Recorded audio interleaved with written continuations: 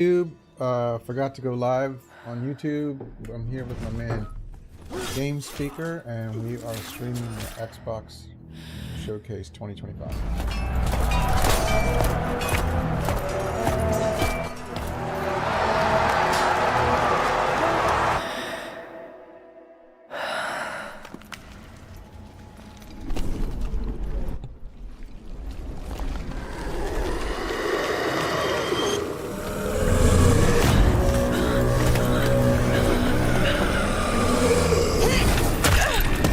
What is this? Cool.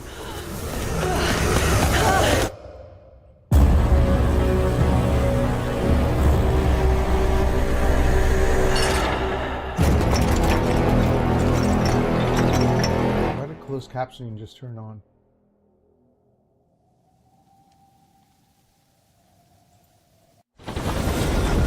Alright, there we go.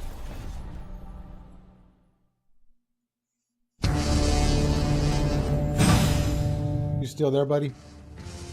Oh, no. No, it's okay.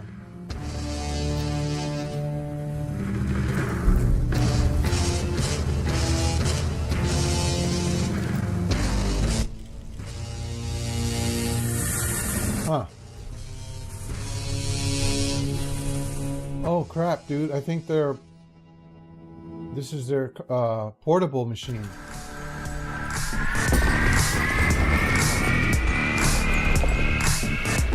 Excuse me, guys.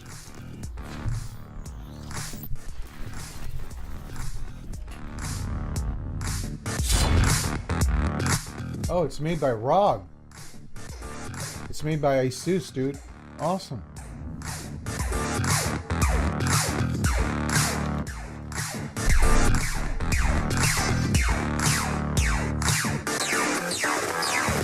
I just hope that it's not locked to the Xbox Game Pass and that you can also do Steam.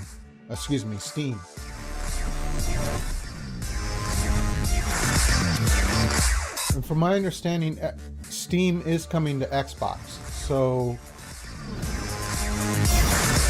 oh, it's got an AMD Ryzen SoC. Nice. Ooh.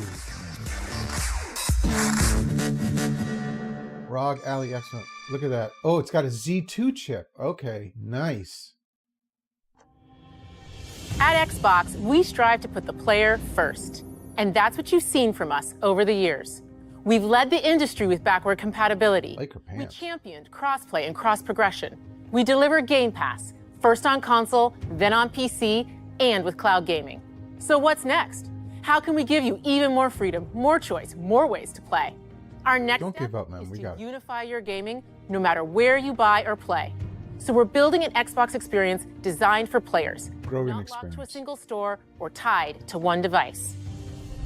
The Xbox Alright, I Ally don't is see an you Xbox yet, you can but- hold in your hands, bringing together the power of Xbox and the freedom Probably of because your Windows. virtual On this camera's Xbox, off. you can play games across your entire library, including There we go. all the Windows Got you PC back. game stores, from Xbox this- and Battle.net to Steam, See that GOG, and handsome face. Ubisoft Connect. And the highly anticipated Hollow Knight Silksong will be available at launch and in Game Pass when the Ally releases later this year.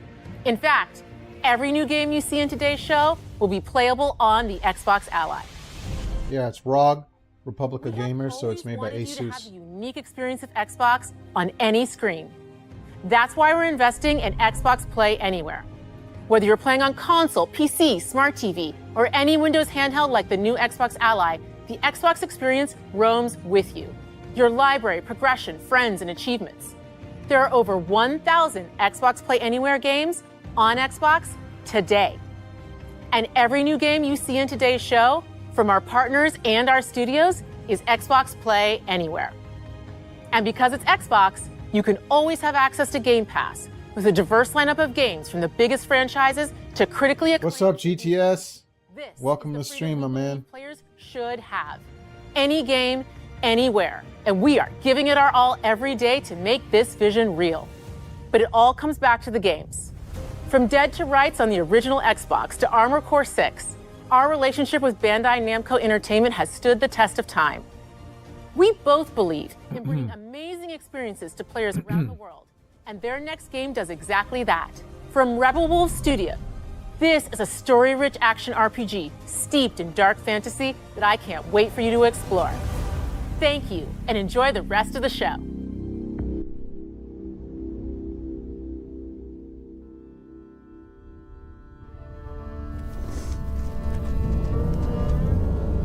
Oh, sounds like Witcher music.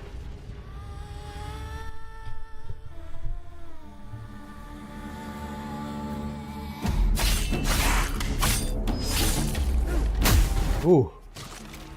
Oh, hell yes. Always been here. Watching from the shadows. Hell yes. And when we were at our weakest,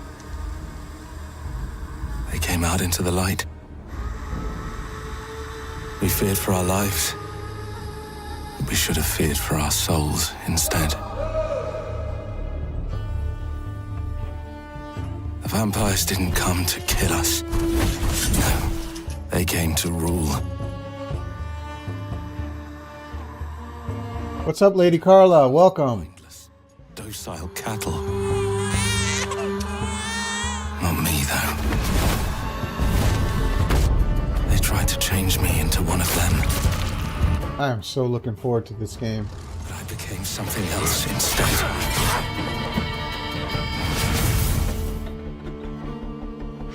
Their worst nightmare.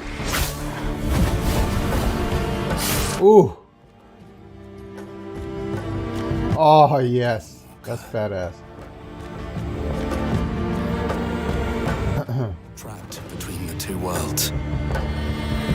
Fighting to even the score. Fighting to understand the evil behind it all. He is out there watching, seeping into you, growing.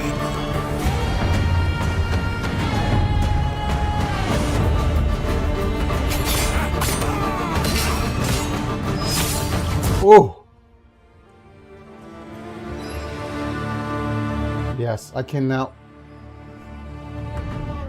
I saw the trailer like about 2 months ago of this and it looked awesome. So, hope you guys are enjoying the stream. I'm here with my man Game Speaker. Guys, check out his Twitch page. He's an awesome streamer. Game Speaker. World premiere. We're watching the Xbox Showcase 2025. Hey, look at the plumpy little butterfly. He's just so plumpy.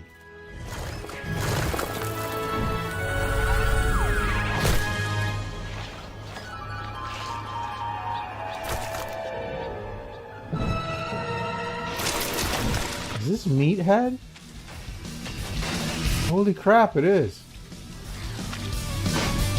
Meat Boy, I forgot. Oh, this looks cool. Yeah, but it's a new, I think it's Meat Boy or Meathead, the game franchise, but this is really cool.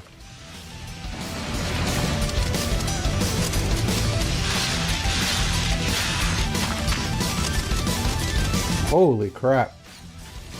Looks like a fun platformer. Super Yep. Super Meat Boy, that's right. Meat Boy, yep.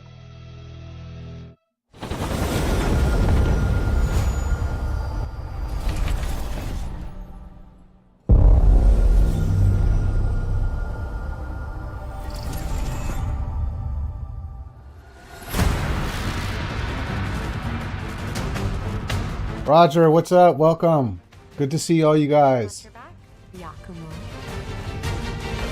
Carmelo, what's up? Welcome. I'll kill the Dark Dragon myself. It's my mission. My duty as a Raven Ninja. Ooh, is this a new Ninja Gaiden? Holy shit. Breaking the Dark Dragon free has its consequences. Kind of reminds me of Devil May Cry.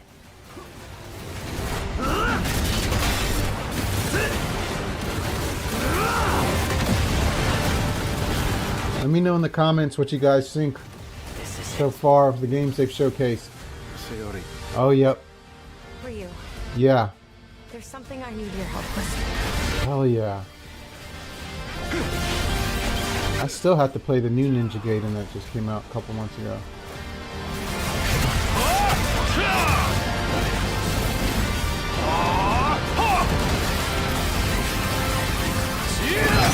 Ooh! What the fuck? Is that a shark?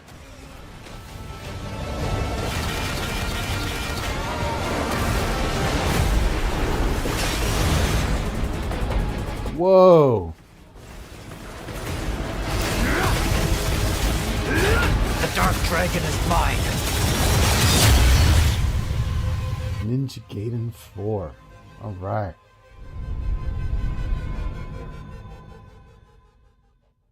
How you doing, Carmelo? Good to see you, my man. Just in case you're wondering who the handsome man to my right is, this is Game Speaker. Him and I have been streaming together for a long time, known each other forever. Check out his channel, Game Speaker. He's an awesome streamer. Show the man some love. Here we go. Good luck, Indy. We have a new indie game coming out? Oh no, this is... Did you ever end up playing this? Game Speaker? I loved it. I beat it about a month. This is where it starts. Yeah. Beneath the streets of Rome. Oh, I cannot wait. Is this a DLC? Enter the city of Antioch. Yes. Find a secret relic. Bring it back to the Holy See. Defend the secret. They worshipped the giants.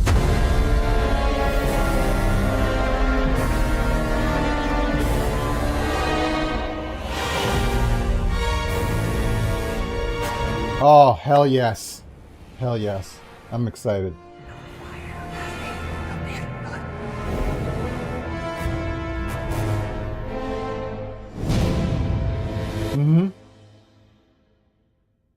Can't wait. It said September 2025. Okay, we are in 2025. Never mind. Sorry.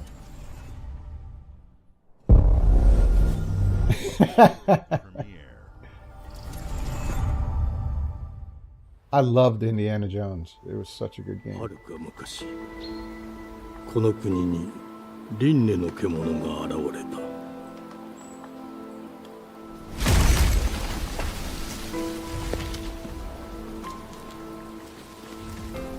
輪廻の獣は汚れを吐き、あらゆる生物を蝕んだ。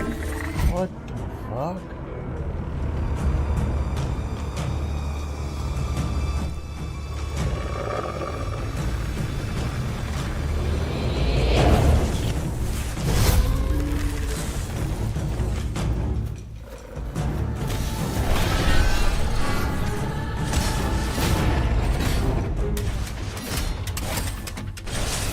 Ooh.「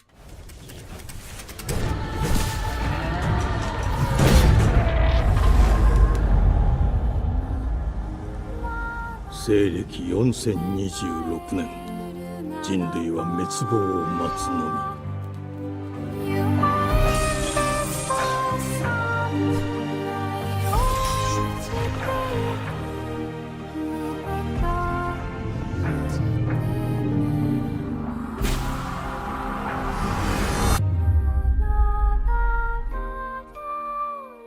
Beast of 王子 Reincarnation. をエマ、お前こそが輪廻の獣を滅ぼす刃となる。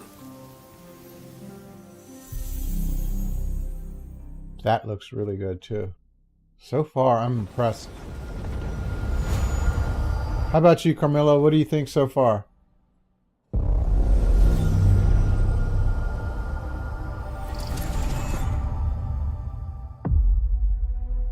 The glittering streets of Avalon sure do shine, because they sweep their filth down to us. Get your paper in! Who's for a paper?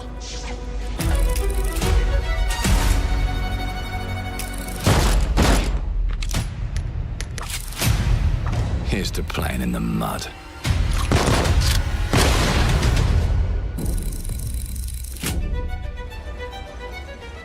Life here ain't for the... Kind of reminds me of Bioshock. You will be paying me back until you fucking rust. It ain't for the spineless. Keep your filthy pickers off me! And it's sure as Okay, shit that's ain't for the creepy. decent. That's a clean sweep for Reminds me of Chucky. There has been a crime! Justice itself has been affronted! I have been burgled! Lord Griswick. Burgled! Yes, I got that part. Do you know anyone who might wish you ill?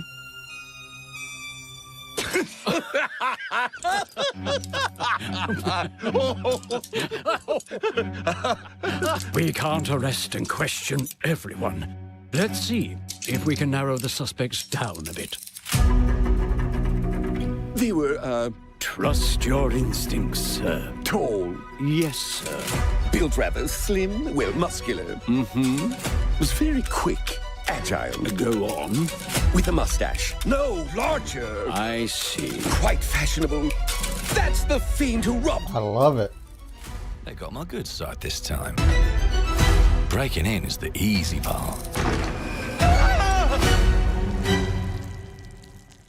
Your brandy, sir.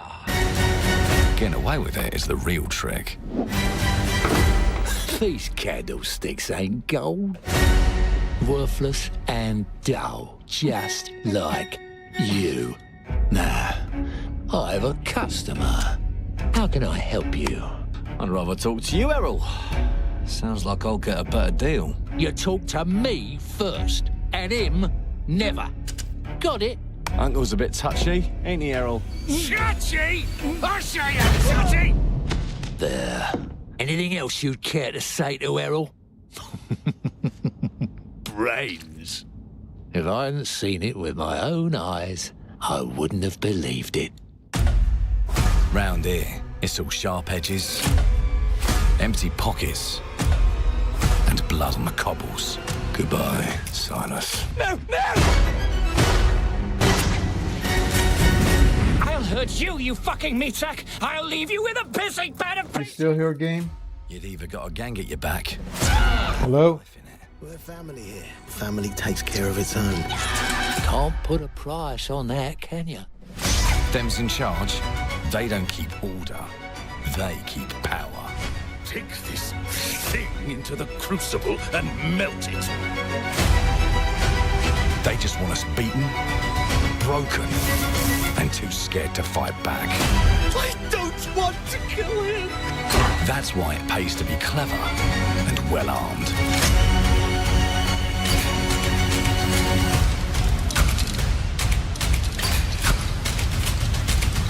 Let's go and end a few arguments.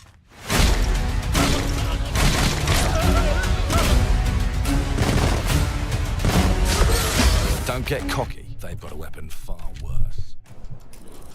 Time. And if they can rewrite history, they can rewrite us. But look who just found Mummy's keys. Now I can fiddle with time. Put the bullet back in the barrel. Bring the chaos to a crawl. Take a mistake and make it like it never happened. Seems like game speakers having technical issues. One choice at a time. And I can even go back and change the past to change the future.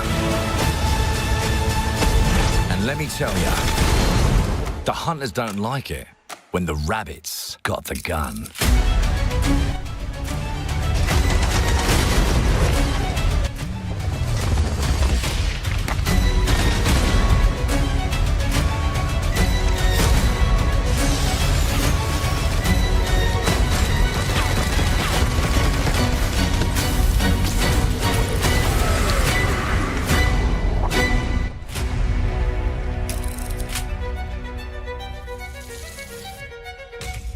Now let me alone and piss off!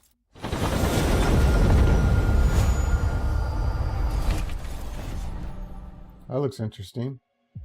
Our creative teams are dedicated to bringing players award-winning, record-breaking, critically acclaimed games. Call of Duty, Black Ops 6 from Activision, Doom, The Dark Ages from Bethesda, Diablo 4, Vessel of Hatred from Blizzard, and Avowed from Xbox Game Studios. All of our teams across Xbox First Party are shipping their most played games ever, and they're also delivering more content than ever before. From original single-player experiences to vast online worlds, our teams are empowered to build the games they've always dreamed of.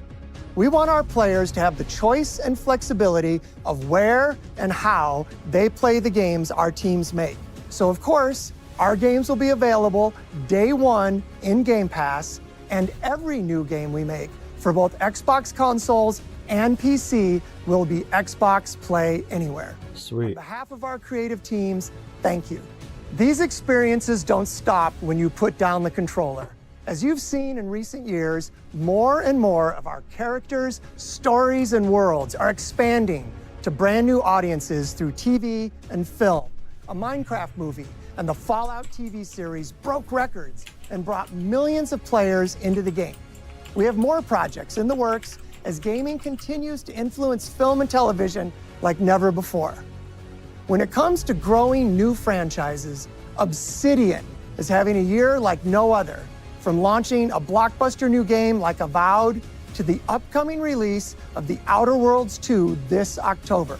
Obsidian is always delivering great games, and they have a third game launching this year. You'll get to go deeper on it in our Direct, but until then, let's take a look.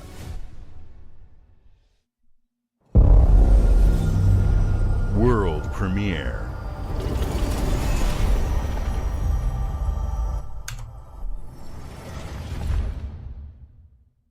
I told you, you can't run from me, you foul beast!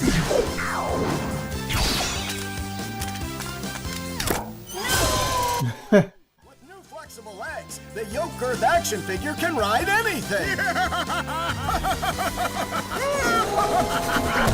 Breaking news. There's been an explosion at Brook Hollow Park. Chaos descended on a ceremony commemorating the 2-year anniversary of when 4 teenagers were miniaturized against their will and left to fight for their survival in the backyard of a deranged scientist. Formerly evil company Ominent Practical Technologies was set to dedicate a statue of the 4 teenagers, fast food science robot Burgle, and Dr. Tully when an explosion erupted. Dr. Tully and the teenagers' current whereabouts are also unknown.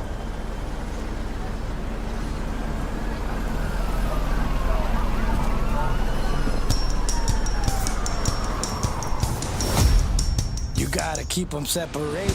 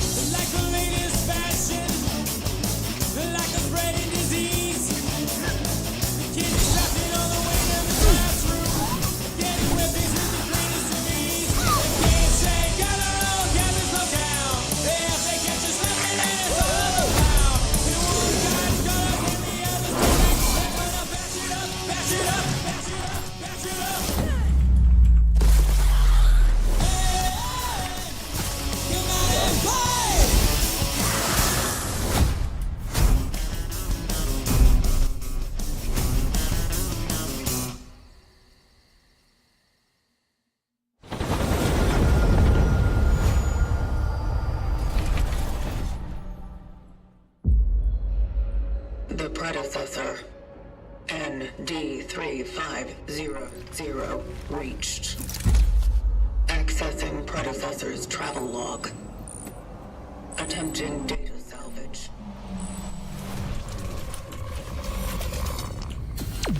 I have encountered an unprecedented orphan.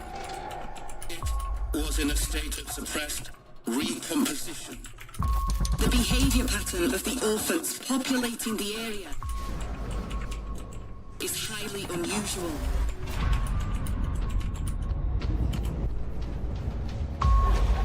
They become exceptionally aggressive. Oh, I'm really anticipating this game. It is highly recommended to proceed with caution.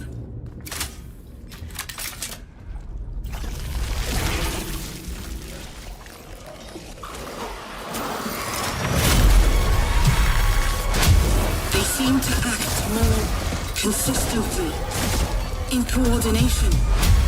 Destroying the nest is now a priority.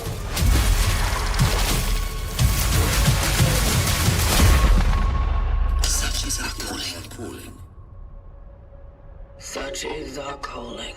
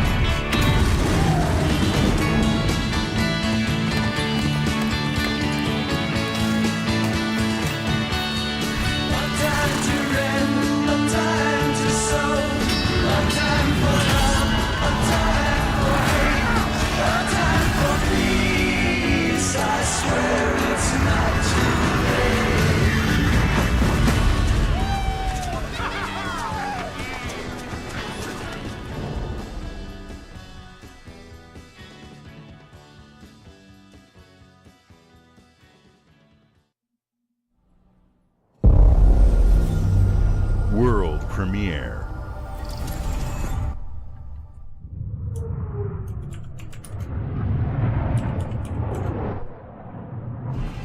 Mayday! Mayday! Hope One to mission control! We're falling! I wonder what this is. Thomas, the ship's breaking apart! There's no time! Evacuate! Now! Thomas, come in! Ariane, you sacrificed everything for a new world, to save mankind. And I'll always love you for that.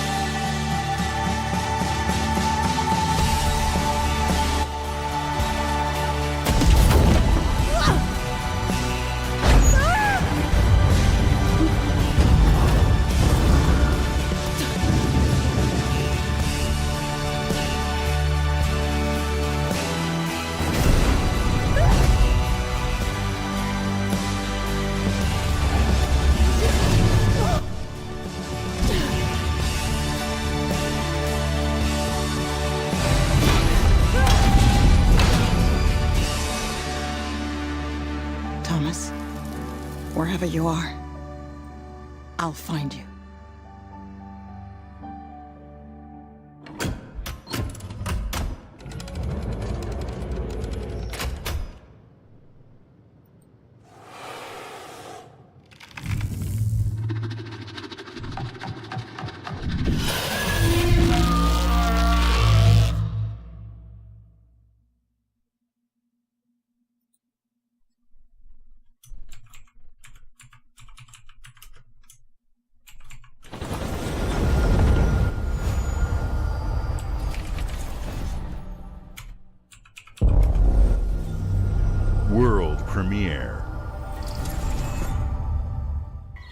Welcome to England, Mr. David.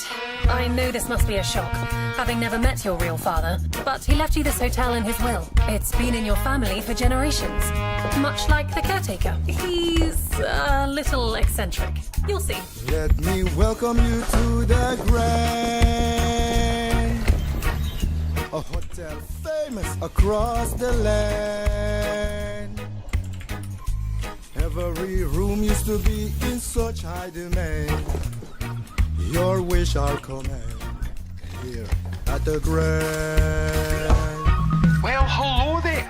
It looks like you're about to do some renovations. Would you like some help with that?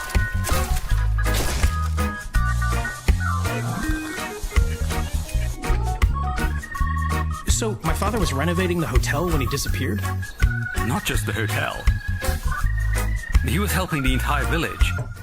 You have his power tools. You know, you could pick up where he left off. You seem like a good man, like he was. I'm in. They don't suspect a thing. Just make sure the locals don't get wind of what you're really up to. Because if they find out, they will Wicker Man your ass. You keep looking into things, and things are gonna start looking back. Don't make the same mistake your father made.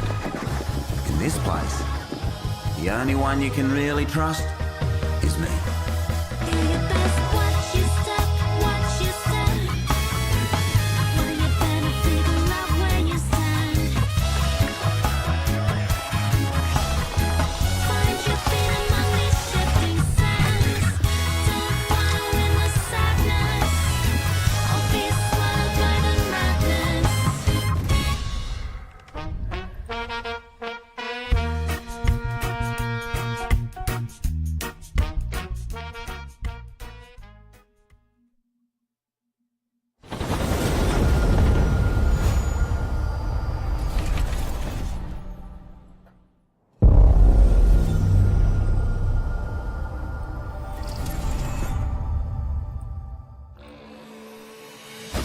There are as many gods in the world as there are stars in the heavens. And when we need their help, they send us a hero. Who would have guessed the defender of my homeland could be my daughter? She unlocked the heavenly... What's up, GTS? Welcome back.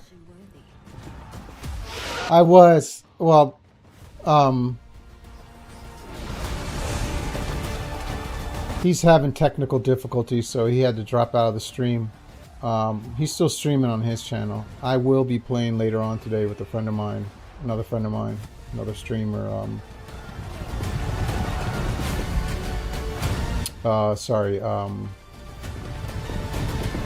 His name is Techno Drifter.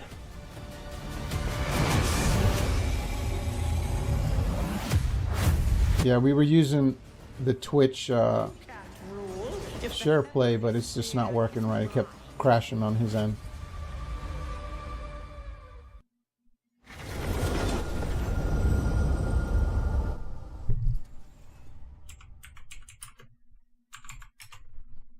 How you guys doing this Sunday?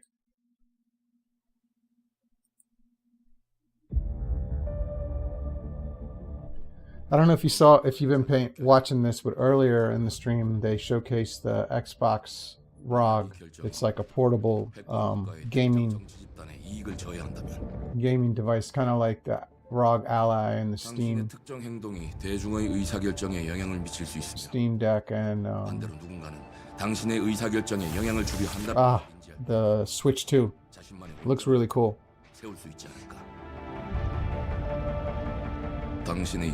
Tech the Drifter or Game Speaker? Tech the Drifter's just started streaming a couple months, like 2 months ago. He's not big. He's actually a personal friend of mine. I know him on a personal basis. Game Speaker, he's not a big streamer yet. He's got really good content though.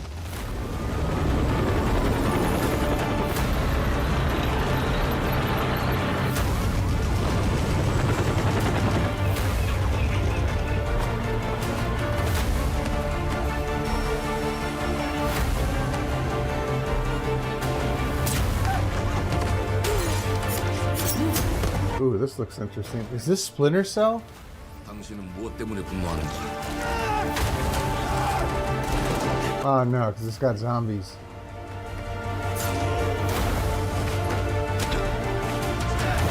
당신의 분노는 스스로 결정한 것인가? Okay.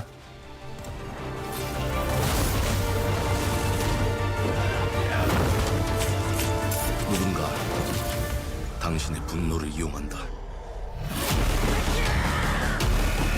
Ooh, this looks cool.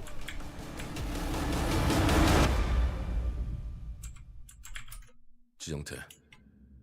지정태.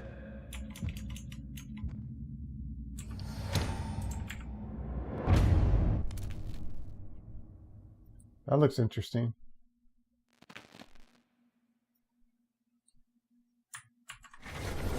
Here's tech, and then game speaker. World premiere.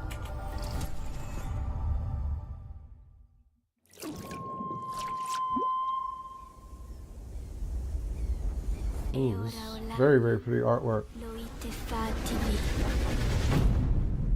Novo. Te kemaite mana. Muite unanite waiora. Dia. Novo tu alibemo iwalotaname.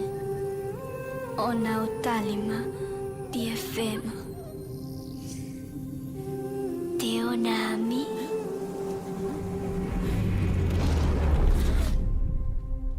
Toma tu acalio, terali.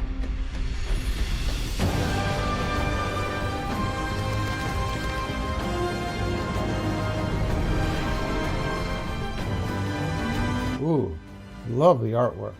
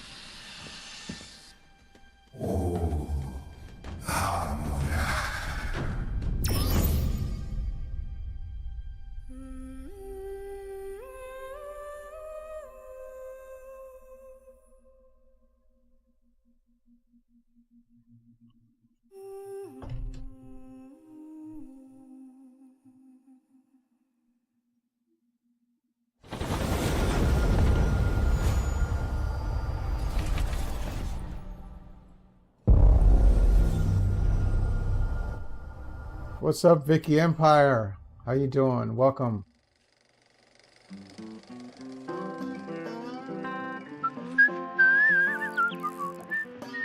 Interesting name. I like that. Hello there. Beautiful day to relax by the old fishing hole, wouldn't you say? When it comes to fishing, Appalachia is a land aswim with opportunity. Yes, Fallout. fish of all flavors in every walk of waterway, from its mightiest of rivers to its humblest of ponds.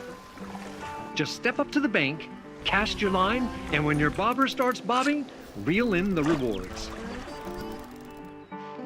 What do you got on there, Jed? Worms. And how are they biting today? See for yourself. Welcome. Bagging the big fish starts with finding the right tools for the job. There are as many unique combinations of rod. I'm watching the Xbox Showcase 2025. Everybody had some very interesting games. I'm actually very impressed. Can you smell that? No matter what troubles plague the future wastelands of Appalachia, you can always find comfort in cozy little joys like this. You just gotta know where to look. GTS Krauss, thanks for that, my brother. I really appreciate Design that. and build your own little slice of paradise. A place to show off all the bits and bobs you collect in your travels. Got a green thumb? Plant your own peaceful vegetable garden. And nothing warms the heart. Any of you guys played out Fallout 76? Community makes a wasteland a waste home. Join today, and tomorrow you'll be kicking back and sharing a meal with friends in beautiful Appalachia.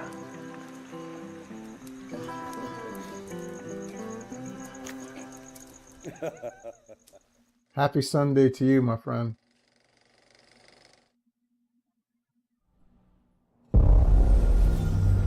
World premiere.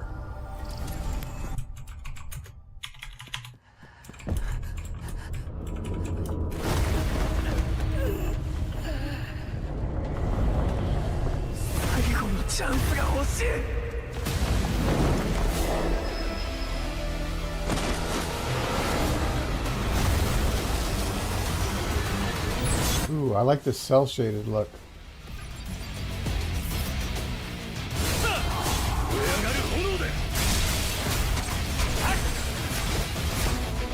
Ooh, I'm liking this.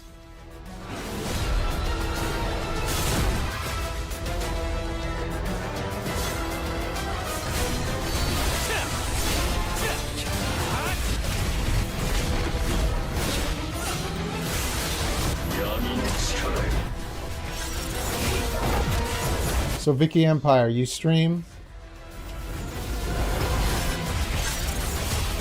Man, this looks awesome. Love the art style.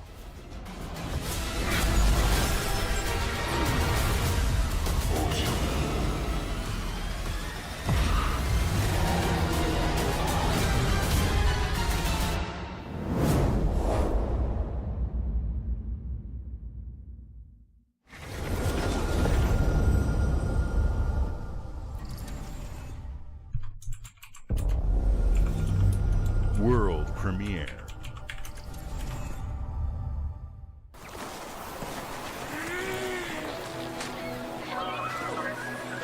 Aww. Super fluffy.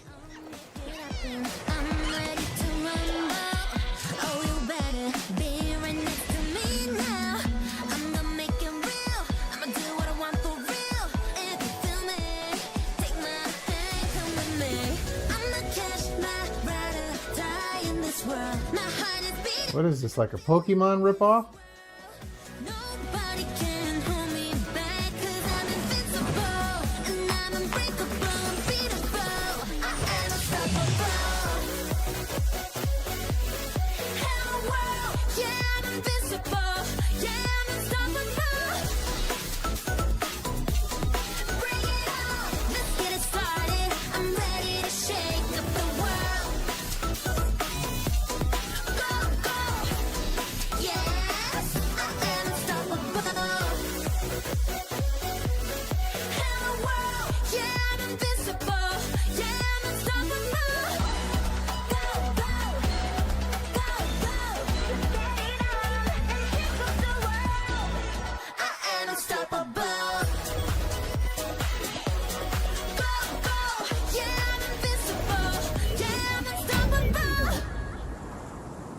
Huh.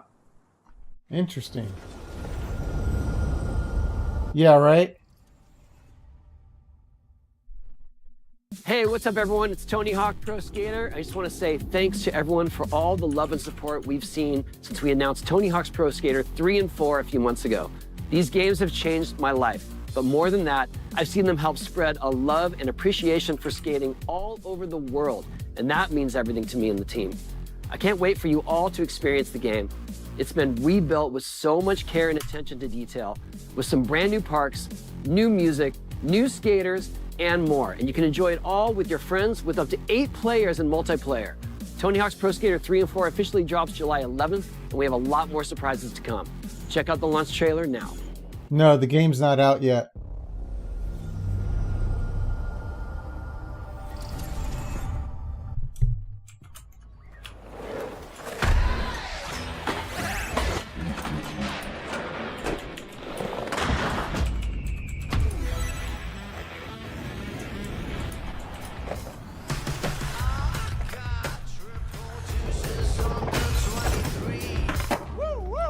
That game looked like a Big time Pokemon ripoff, though. I'm surprised like Nintendo is not going to come after them, because Nintendo is like really, you know, they hold their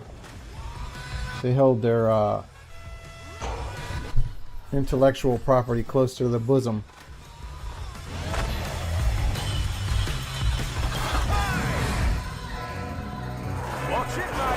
Ooh, this looks cool.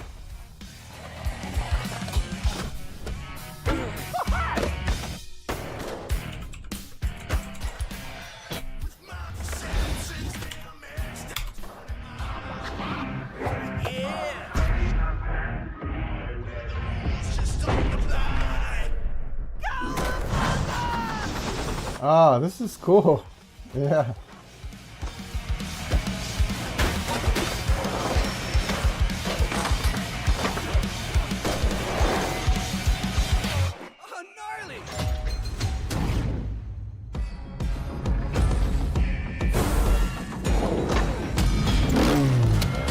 Oh no, get out of here.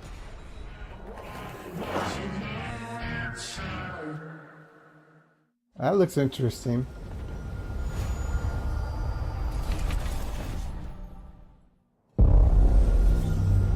World premiere.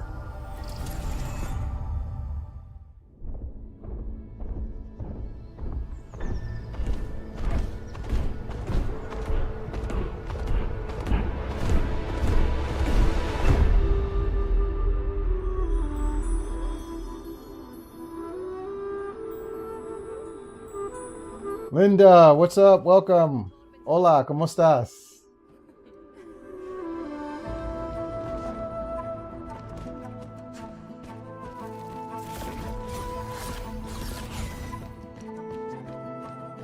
Pido que está teniendo un domingo feliz. Wishing you a happy Sunday, Linda. Good to see you. So what'd you guys think about that Tony Hawk game? That looked pretty cool.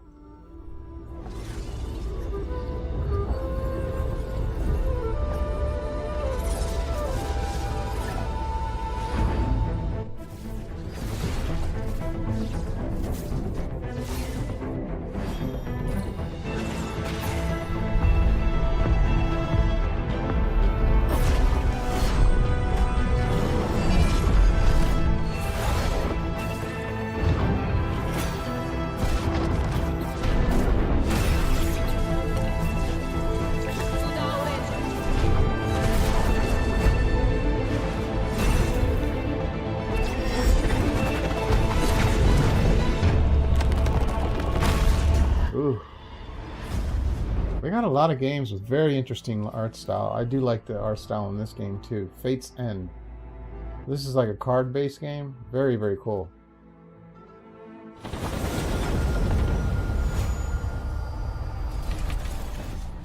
I did not. I'm actually, but I meditated this morning and prayed, so.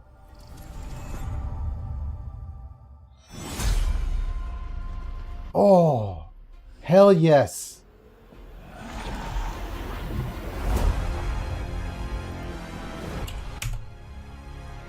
I cannot wait for the Gears of War. Did you go to church this morning, Linda? Ooh. Oh, yeah. It does. I can't wait for Gears of War.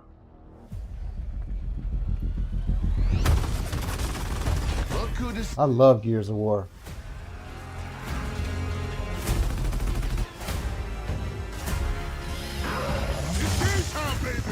Ooh-wee. You think you can still find your way back home, Phoenix?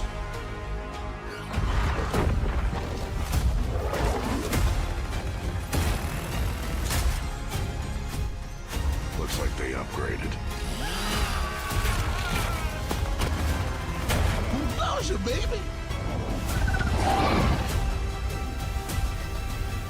Let's do this.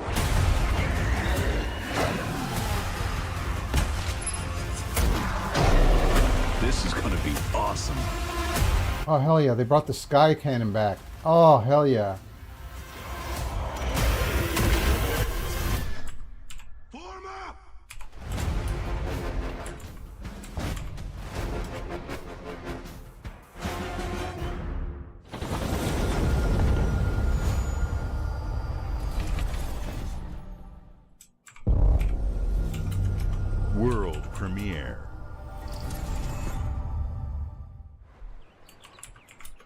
It's crazy. I never would have thought.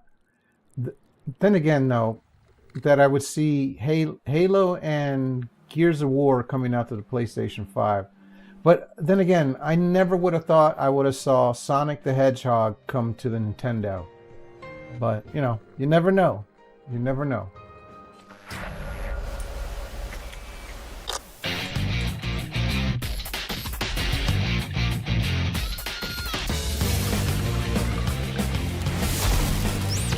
Ooh, Persona Rival. Okay.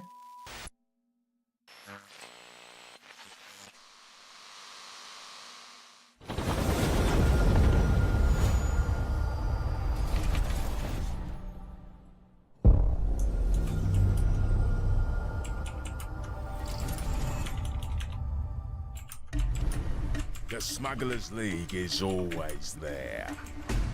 But you won't see us. You won't hear us. And the only way you'd ever know it is if that's what we wanted. As smugglers, we deal in the goods others are afraid to handle. Guns, explosives. And don't forget the rum. It's a life of danger like no other. So I guess my question is, can you handle that?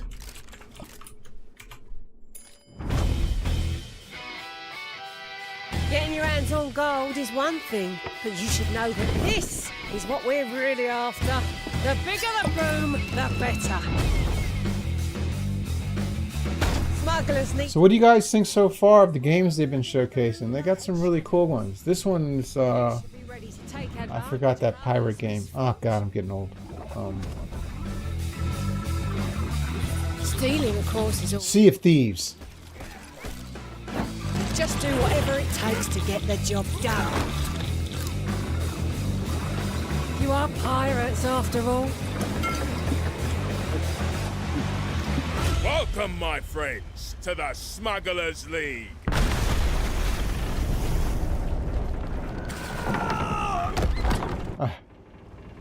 You're paying for that.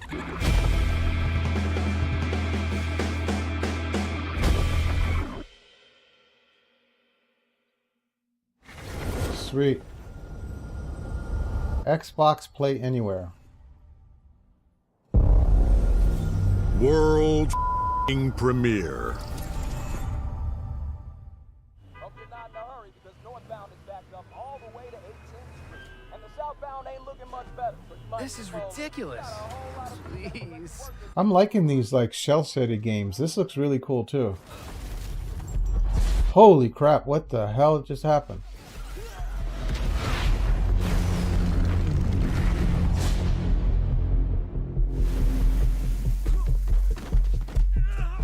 Had enough yet? No, Dad, not even close.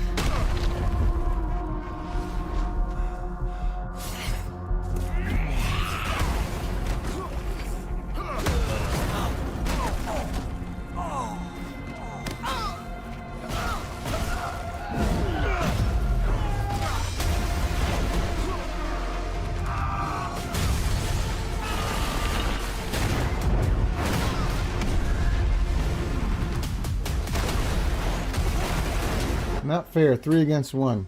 I hoped you'd understand why I had to do this. Accept our rule or die.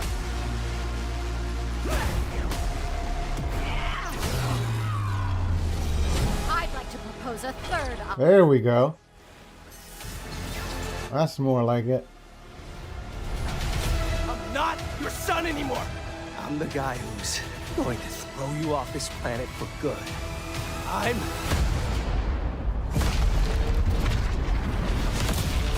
trusted you!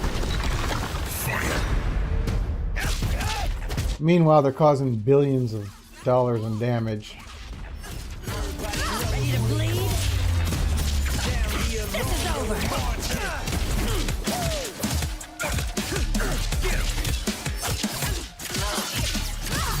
All right, coming through. Let's do this! Gotcha. Come here. Need a hand? Might want to look up.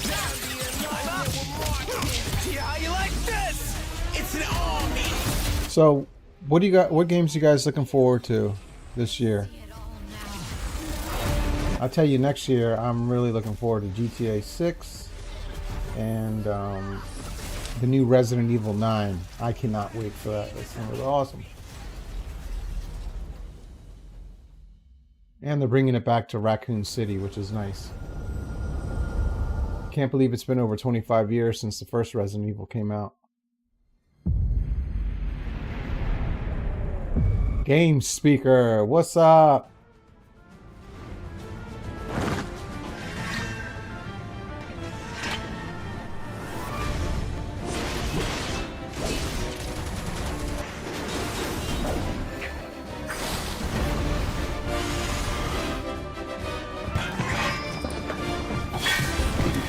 Is this Final Fantasy VII Remake? Oh no, okay.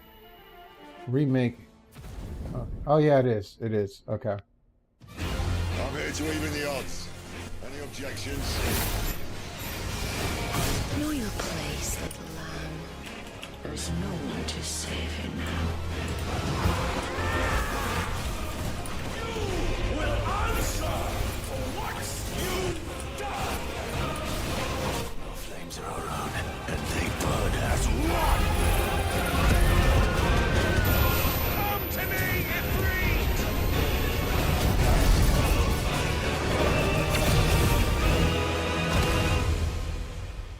Valisthea cannot endure a second claim. Final Fantasy XI Remake? Nice. Be saved by you.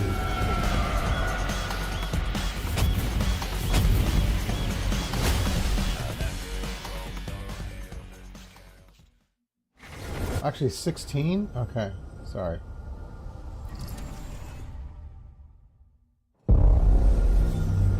World premiere. Seems to be the theme a lot here.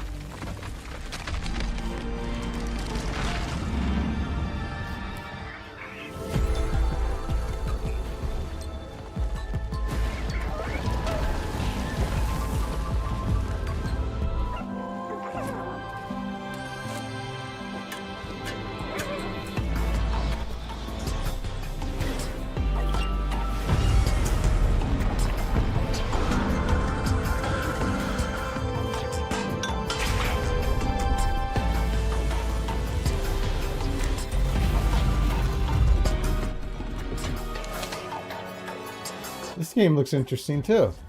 Okay. What the hell is this walking lighthouse? Ooh. Very cool.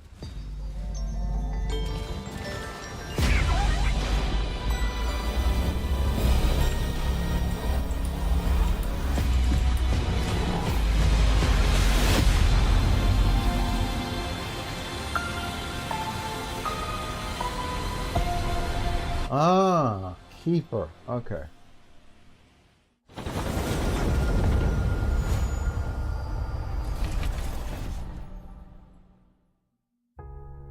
Games like Psychonauts 2 showed how Double Fine excels at creating unique and innovative experiences, and Keeper is no exception. Looking ahead, next year marks 25 years of Xbox. It's a big milestone for the platform and franchises that you helped build and make popular. We couldn't have done this without everyone who's been with us on this journey. As we think about bringing a new generation of players to these iconic franchises, I'm excited to share that players will get to celebrate 25 years of Xbox with a new Fable, the next Forza, Gears of War E-Day, and the return of a classic that's been with us since the beginning. Today, you've seen an incredible range of games from creators across the globe. Creators like In Exile, reaching for new heights with Clockwork Revolution. Sluggerfly, making Team Meat's modern classic platformer into 3D. Square Enix, bringing more of the critically acclaimed Final Fantasy franchise to our players. And Team Ninja, returning to the beloved series they debuted on Xbox. You've also seen the next Xbox hardware release, our Xbox Ally handheld, which lets you bring your Xbox experience and your library with you anywhere. I hope you enjoyed the breadth and depth of the games, updates, and experiences that are coming to Xbox from our partners and our own creative teams. We're seeing more players on our platform and in our games than ever, thanks to all of you. We're proud of the creativity that Obsidian is delivering this year. Immediately after Showcase, our Direct begins, where you'll go inside the studio for an extended look at The Outer Worlds 2 and Grounded 2. Thanks for joining us today.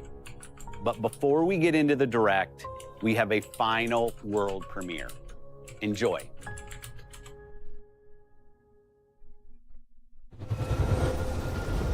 World premiere.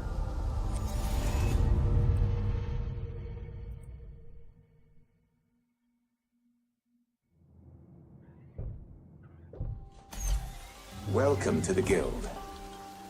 We have been expecting you. Please, follow me. No. You already know us as a global tech leader. Our software, our systems, combined with our skilled team, is designed to save lives. Your years of service have shown you the importance of our work. Here, you'll witness the global scope of that mission in action. Let me introduce you to our esteemed visionary.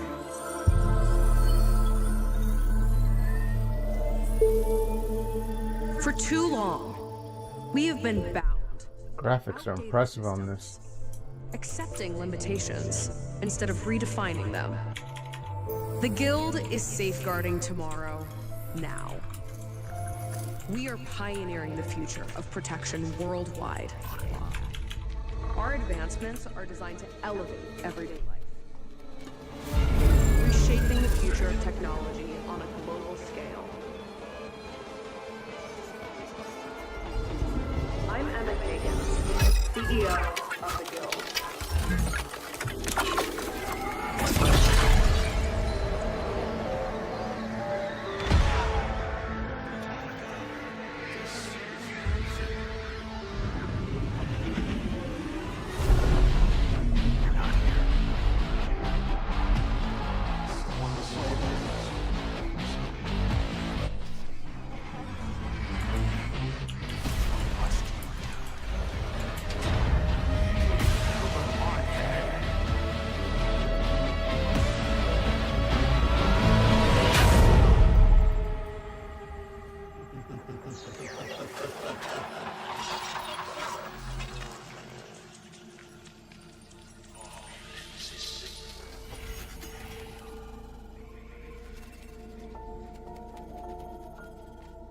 Fear is a powerful thing.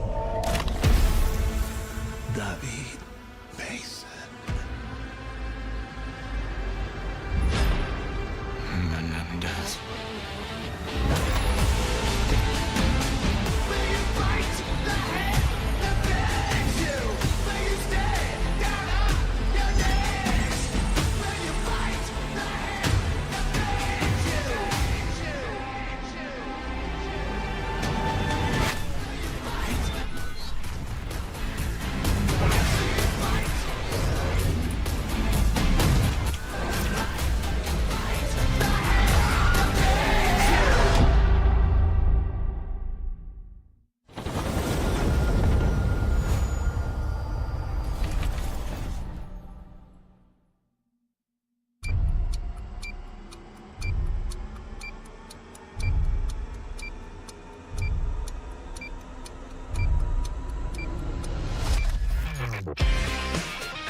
So I guess Call of Duty is going to be like a future theme.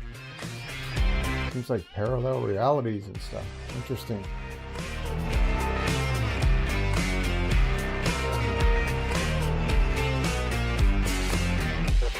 Okay, so this is Outer Worlds 2. Welcome to Obsidian Entertainment. We here at the studio have joked around that this has been the year of Obsidian, with Avowed releasing early this year and now ending the year with 2 more games. And what better way to cap this incredible year for us than by doing what our studio does best, sequels. That's where I come in. You can get out of here, Fergus. Thank you so much. No, you're doing great. You nailed it. The sequel is the lifeblood of every great franchise. Think about it. The original creates the world and builds fandom, but the sequel, that's what makes it worth remembering. No sequel, no hoverboard. No sequel, no dual SMGs. No sequel, no Raccoon Tail. No sequel, no Zune 2, which doesn't really exist, but I wish it had. There was a Zune 2. There was a Zune 2? I'm Mark, the head of sequels here at Obsidian, and I have sequelized everything. Blockbuster movies to AAA video games to my first marriage, so trust me, I know what I'm doing. Come along on this journey with me. Part 2.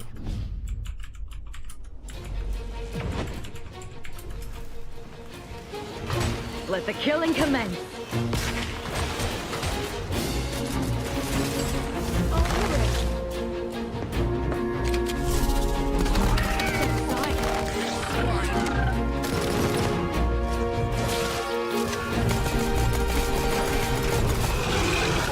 He said, my first marriage. I sequelized my first marriage. The Outer Worlds 2 is a sequel to The Outer Worlds 1. It's a continuation of the themes of robber barons in space and how people are controlled by the stories they're told by the people who have power over them. This time we're able to go a lot deeper because we have more time and money, which is a great thing, and we're able to make it a much more true Obsidian reactive RPG than we were the first time around. So we're going deeper and more complex with everything for this sequel. Deeper story, lore, RPG interactions, reactivity, all the things we've been known for as a company. It's really a complete realization of everything people want from an Obsidian game. Surprisingly, this is the first time in over 25 years that I've had the chance to do a full sequel for a world that I helped co-create. It's really just a fantastic opportunity to explore and expand the universe in interesting ways, and to go even further with the themes of how people are affected by living in a dystopian corporate reality. You can shoot your way through it, you can talk your way through it, you can sneak your way through it. And so no matter what kind of play style that you like, this is just an awesome franchise and an awesome game to jump into, even if it's your first one. The first Outer Worlds was a great base to start from, as it has all the elements of a great Obsidian RPG.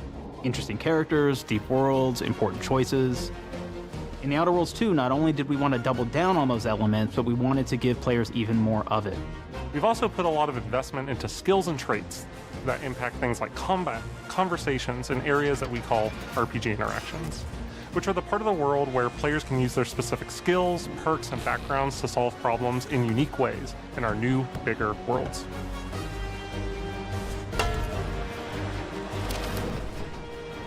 I love a deep RPG experience, and building out that RPG crunchiness for our players was at the forefront of what we set out to create. This looks really good. Those deeper RPG I still haven't played the different first one. character builds and combos so players can express their role-playing power fantasies. We also have different equipment options for different playstyles and different companions with different abilities.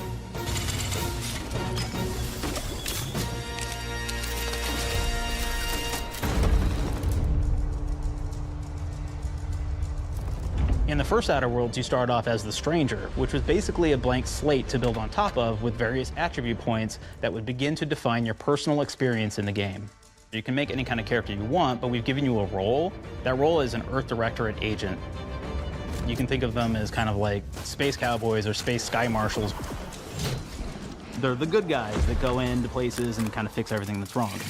You're gonna be one of those. But we don't tell you why you joined the Earth Directorate. There could have been a lot of different reasons, right? It could have been because you're an actual lawbringer and you want to go in there and spread law throughout the galaxy. It could be that you're a roustabout and you just had nothing better to do. After you pick your background, one of the really important choices you have next is choosing your traits. While we had attributes in the first Outer Worlds, we've leaned into traits for the Outer Worlds 2, which are these big changes to your character depending on which ones you pick. So it could be something like Brilliant, where you can tag extra skills and you start getting extra skill points. And that's obviously really great if that's how you want to build your character. You can also go and do something like Lucky, where you get extra critical chance, and you also get a lot of really cool options throughout the game as well. Very, very cool. Of course, we brought back Dumb, so players love the Dumb option. Tell me, do you believe in signs?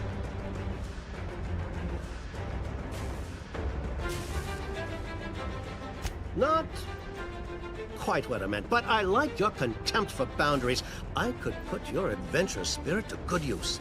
And you get like lots of really cool, fun conversation options in the game, but we took that even further. And again, there's lots of elements in the game where you can be dumb and use that for something. Could be something as simple as banging on a machine to get it to work.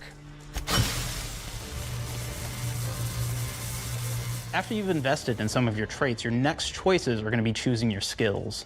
The skills themselves basically allow you to build on your playstyle and what your character is doing in the game. That will be everything from playing stealthily to speccing for an explosive specialty.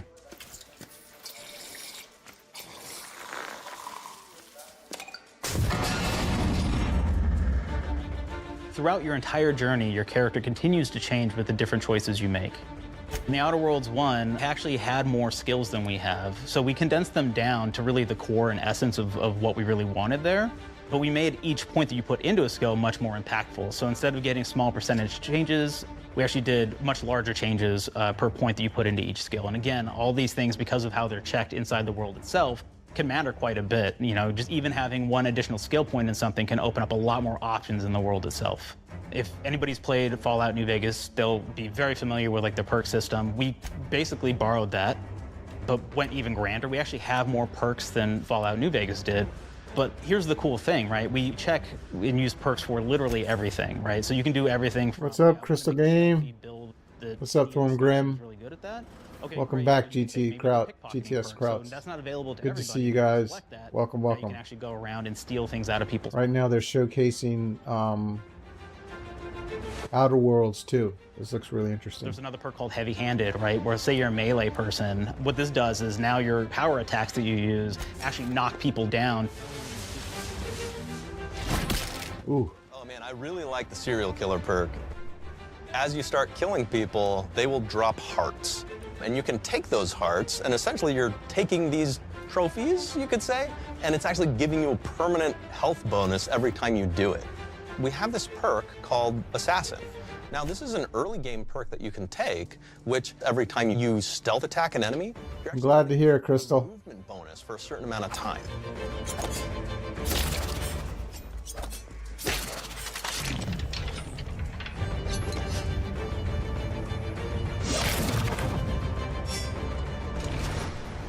Flaws Have you guys played Outer Worlds, the first one? But we wanted to make it more personal to the player. We wanted it to really reflect how you were playing the game and give you a bonus that you actually wanted to really engage with.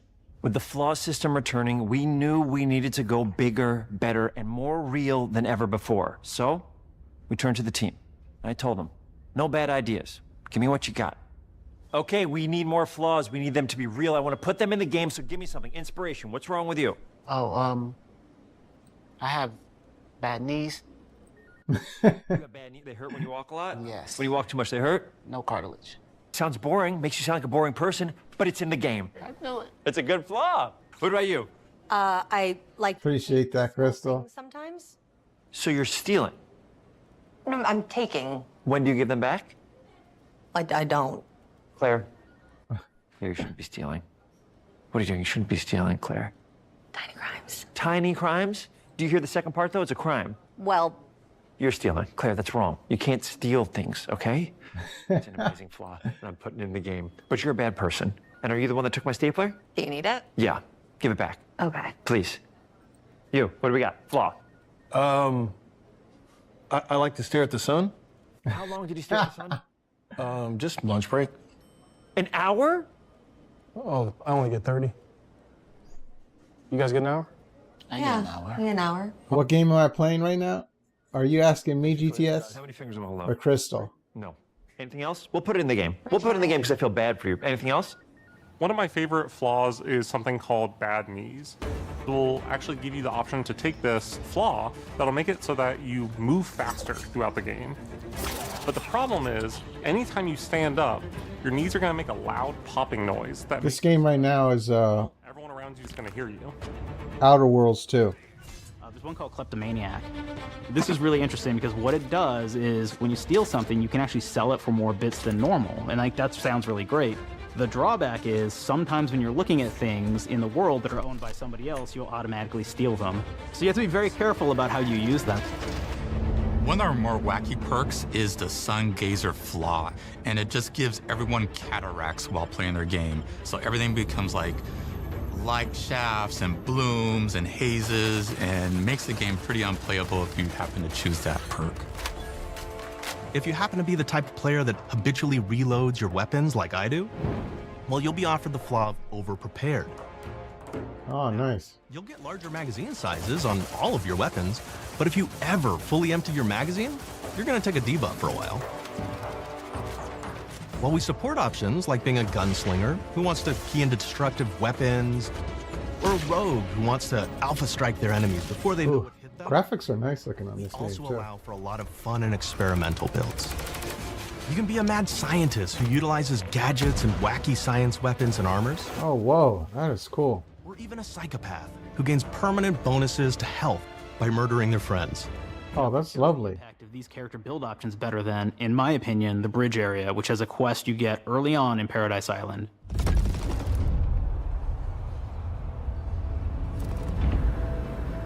Not only do you kind of encounter this very early, and it's a very core one to the story, but it really expresses our philosophy of allowing the player to solve problems in a bunch of ways.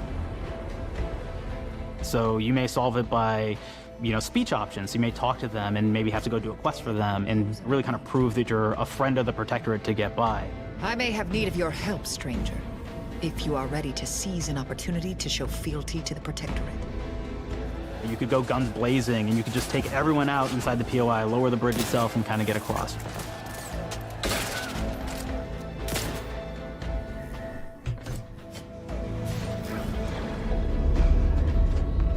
You could sneak in, lower the bridge, and then actually sneak in under the bridge to get over to the other side.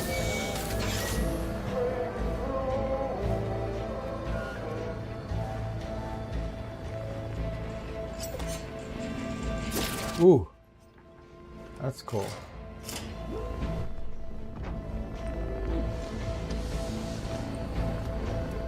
You can bypass the bridge entirely if you found like certain gadgets, like the shield gadget that protects. What do you guys think of this so far? You go across, or the double impressed. boots, which kind of allow you to jump across the chasm and get across that way. There's even a really kind of messed up way, right? Which is players can actually sacrifice one of their companions. The companion who they just found is part of. We're no different than the Breeze if we start tossing our own to the rats. I sure as law ain't gonna follow someone who can't see the wrong in it. I must admit I'm surprised we could come to an understanding. But I thank you for your loyalty, stranger. As promised, you shall have clearance to cross this bridge. It's such a fun quest, but again, it really showcases that we want you to be able to solve this in whatever way you want to. When you build your character your way, we're there for you. We really want you to have the experience that you want to have out of this.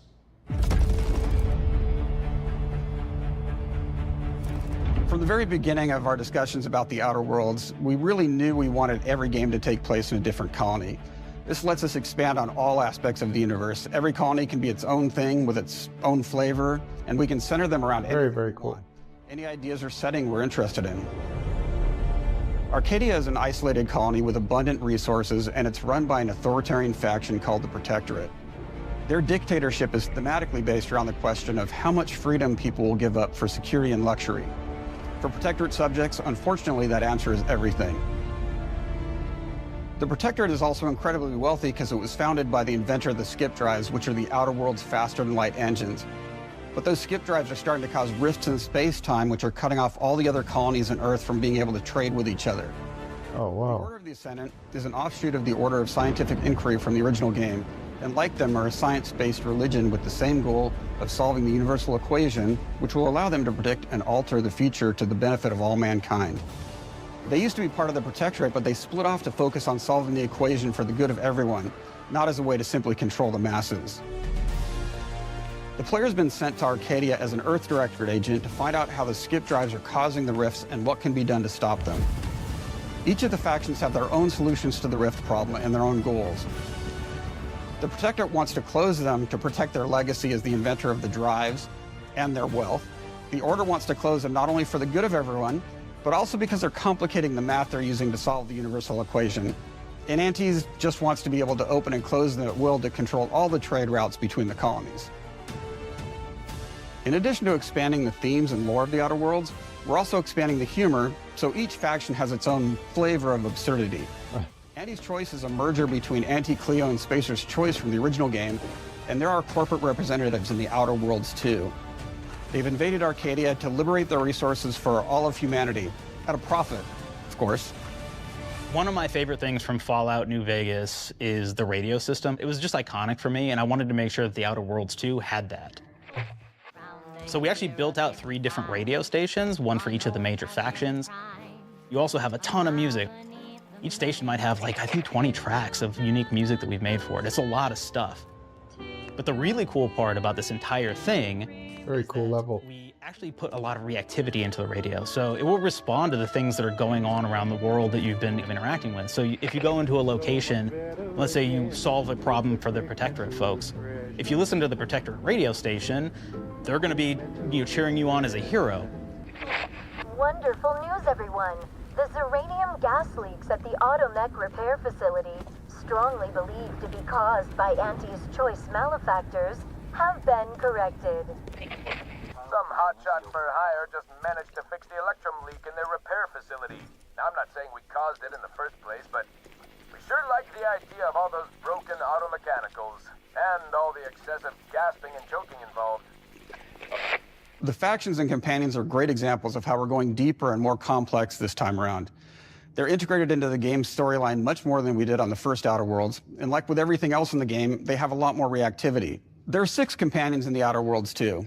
As usual, each has their own quest lines, but this time they are also connected to a different faction and have character arcs that the player can affect through their choices. Your first companion is Niles. He's another Earth Directorate agent like you, and he's looking for your help to decide whether he wants to become an even better agent or to turn his back on the Earth Directorate. And these graphics are good. There's also a somewhat cute Automech support drone that is basically Niles' helper. Her name is Val.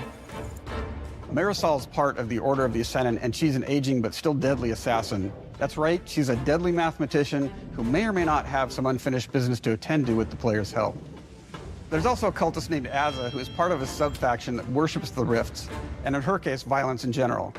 You can choose to either turn her away from overt violence or support her chaotic and dangerous tendencies. At one time, Anti's Choice had a program to graft soldiers with animal parts to make them more formidable. Unfortunately, it didn't quite work, and most of them are now dead. There's a combat medic who survived, however, named Inez, and she wants the player to help her fix her graft, among other things. Finally, there's Tristan. He's a Protectorate arbiter who is judge, jury, and executioner all rolled into one heavily armored package. It is your choice to either help him judge wrongdoers or show him what true justice looks like.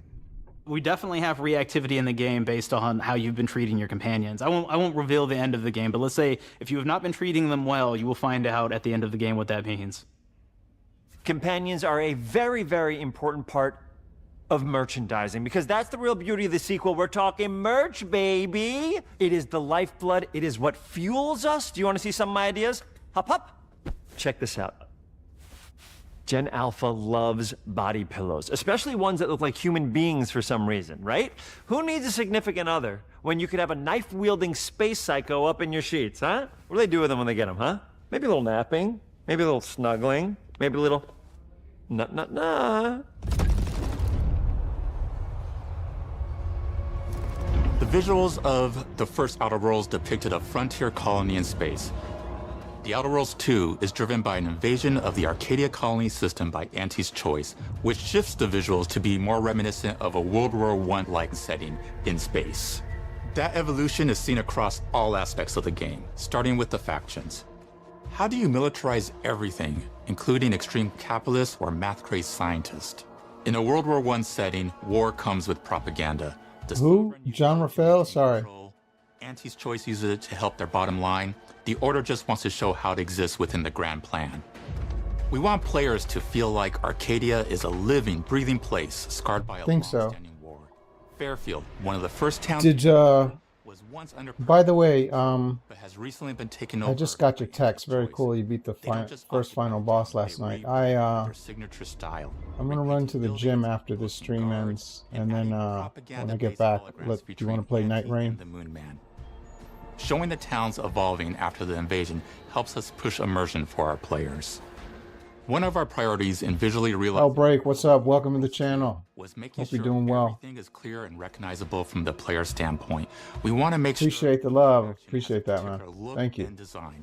So when the player is running across these vast Sweet. environments and landscapes, they're recognizing the motifs and I installed it. I just have to set up a character. what they're going to be talking about and how that progresses throughout the story. The first Outer Worlds was So Hellbreak, just in case you're wondering, I am watching the Xbox Showcase for 2025, and right now this is like a other facets of the world. documentary per se for the Outer Worlds 2 game. With larger environments, we wanted to encourage exploration by improving player mobility across the board. Now you can run, slide, double jump, mantle and parkour your way through all of the nooks and crannies of these worlds. It really allows the player to just explore and have fun finding really cool stuff. Guys, whenever you have a moment, check out my man Tech the Drifter's channel. We've He's aimed to make everything in the Outer Worlds 2 better. a new streamer, and he's got some RPG really good elements with content. Start, Him and I that's are touched our story, later today going to play and especially our gameplay. Elden Ring, Night A Rain. good sequel is true to the original. That's first and foremost, right? Like, we all want to add in a bunch of things as you're making a sequel, right? We want to make it bigger and better in every way. That's what we were trying to do here. And I thought we did not need this consultant. We've made enough sequels. We understand how to do this. And I will say, I don't think it's been entirely successful. I am Of course, my very brother. proud of the combat improvements we have made in the Outer Worlds 2, thanks to my patented combat system. You may be thinking to yourself, it can't be that good. Shush, what are you even talking about? You haven't seen it yet. Watch this. Put a helmet on, because I'm about to blow all I tell you what, it's getting toasty in my office. COMBAT system, combat system. My name is Mark, I'm the head I of got sequel. 3 Shall we computers on right now. You're thinking, what's C for? C. Capitalize the fact that the One of them being my first game. One of them being my MacBook, but that thing doesn't get really buy hot. the sequel, giving out pounds, pounds, pounds. Quick ones, ha, ha. Not you, Dan. Here we go. What comes after C? O. Optimize for player satisfaction. I am terrified of online games. It does. Okay, I want to make Very, very cool. Okay? All right. Mobilize the players so they're ready for that sweet, sweet pre-order. Clap with me. This guy's hilarious. He was Sweet. talking about how he makes sequels to everything, including his first marriage. B. Burglarize. What is this? It's basically just finding new ways to loot dead bodies. You know what I mean? Right, Otis? Okay, well, it's a big part of the game. A, you gotta agonize about how many people are gonna be angry that we have just put so much combat into this thing and almost no romance at all. We should look at ourselves. What is wrong with us? Huh? We can't have one love story in this? How many people have been in love? Raise your hands. Raise your hand if you're in love. Guys, if you also, excuse me, if you're interested in joining my Discord, just In French, that means two. Sequel. yeah, I think that means I remember. Yeah. Come on, Claire. What's up, Game Speaker? Anything is possible. So if you guys are interested in joining my Discord, just type in Discord into the chat, Just say one more thing. and I know I've kind of changed the world of video games today. it'll bring up my Discord username. In every way. We focused on improving the feel of each weapon, the way a weapon snaps into ADS, the way recoil feels when firing, and how impactful our sound effects really sell the weapon's fantasy, to things like how unique reload animation can add a lot of character to each weapon. We've increased the variety of weapons by including new weapon types. I gotta say, this looks really cool. I never played the first one. I have a copy of it. I got it for free on Epic. That fires out And I heard everybody says it's a great game, so. can even be eaten by the player for additional health. Yeah. We have a weapon That's interesting. that will actually level up the more you use it throughout the game. And every time it levels up, it's got fun fanfare where it's like shooting out confetti and it's got a fun little setup. We have a really Also, speaking of streamers, my man Game Speaker, he has a Twitch channel. Check him out too. Really good streamer. While your enemies are distracted, you can focus fire on them or explode these drones for additional damage. New to the Outer Worlds 2 are throwables. So you can use frag grenades to flush out enemies, smoke grenades to camouflage and escape, distraction devices to bait enemies into a stealth attack. Ooh. And even science grenades that will levitate enemies, allowing you to fire upon them while they float helplessly. Oh, that's so cool. Yeah, that's badass. And of course, science weapons are back. We have returning favorites, like the Shrink Ray. This time it's been upgraded, so you can shrink your enemies. Oh, I love it. That's awesome. Floating them into bits. The Shrink Ray from the first game, so we brought it into the second game. But we improved it though. So instead of he just stomped them like a little roach. Time having them re-expand, this time they stay shrunk, and we actually added in the ability to step on them and kind of squish them and kick them because we knew that that was the player fantasy. We knew that's what everybody wanted to do. They wanted to step on the enemies. They wanted to kick them. So we made sure to double down on that stuff. He's still shooting at him. Things like our returning favorites, we also have some really fun and unique new science weapons. One of them is called the Armageddon. This one's really cool because it actually shoots out these masses that are like these little arms that will stick to people or cover or all kinds of different things, and they will continue to just hit them until... Oh, that's so cool. And we have another one that's just super cool called the Spectrum Dance Saber. This is a melee weapon that actually lets you attack to a musical beat. And if you continue to... What? You'll actually get additional bonuses each hit you do. Oh, that's cool. One of my personal favorite weapons is called the Big Bang. It's just a big freaking gun that uses material harvested from rifts to shoot Yeah, out right. fate pricing everything in its path. Tell me about it. Oh, they're bringing the BFG back from Doom. To devastating effects. Holy crap, it just vaporized everybody. Another great one is Gary. If you wear Gary, he will lash out at your opponents as you're walking through combat. So we even have science armors, and we've really kind of... That looks like something out of freaking... It's really great for the player from a science perspective. Oh my gosh. All about letting Dead people play Space. the game their way. There are some players who prefer to be immersed in a first-person view, taking in all of the details. But there are others who really prefer to take the world in from a Necromancers. perspective. Why not allow both? Oh, Now you yes. can swap between the two. Finally. Enjoy the experience in whatever way you like. Just like Fallout. One of the things I really like about having the third-person mode is being able to see all of the fun and unique armors and armor combinations and weapons that you can equip your player with. All of the actions that you could do in first person, so you're double jumping around, you get to see your character in that way. Excuse me. You get to take in the world and see things in a different light.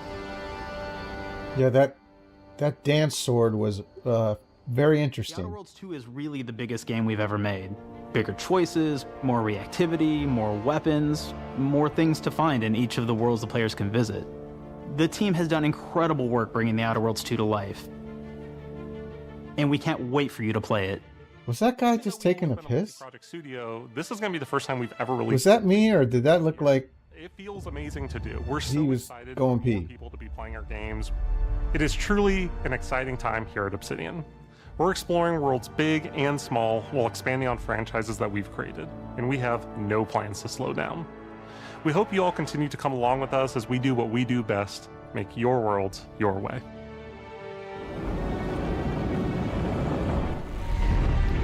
Hey Tech, about how long does it take to create a character?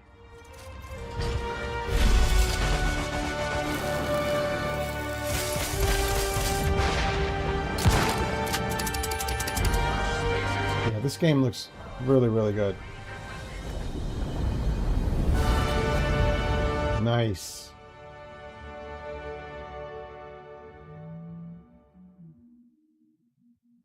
With the Outer Worlds 2, we're all about the best place to play, which is also the promise of Xbox. You can play the Outer Worlds 2 on this Xbox, but it may be hard to play it when you're staring at all these beautiful holes. Let's cut that.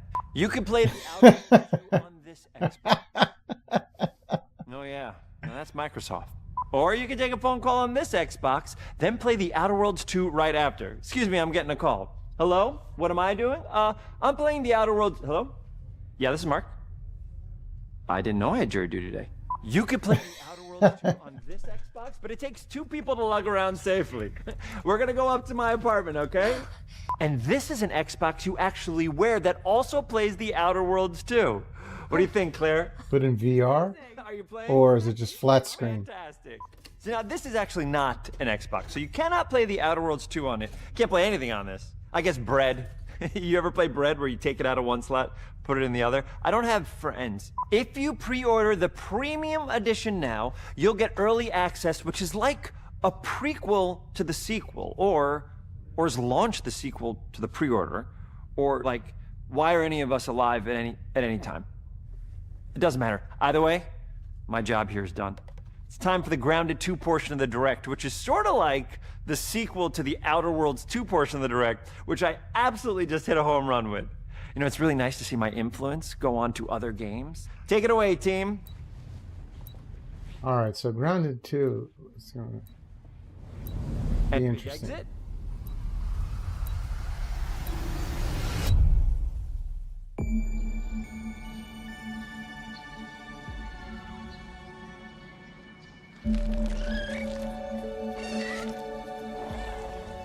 We're so proud of Grounded. What started as a small passion project to make a quirky game where you're shrunk down to the size of an ant, trying to survive in a backyard, grew into something way bigger than we ever imagined. Over 25 million of you jumped in, explored, built, crafted, and fought off giant bugs. I really like the first Grounded, I have to say. This looks really good. The team's been cooking up a ton for Grounded 2, and we're so excited to talk about it. I had to grease some palms to steal a bit of time from the Direct to give you a deeper look. There were so many possibilities and ideas that didn't make it into the first game, so with the sequel, we have the chance to dream bigger. Excuse me. To achieve those dreams, we partnered with they amazing folks at Eidos Montreal. previewed Together, we're taking Grounded 2, but they're not. This is like an in-depth view, an in-depth view into it. When we started working on Grounded 2, we knew that we wanted to make a bigger world. Fortunately for us, Eidos Montreal became our main partner on developing Grounded 2.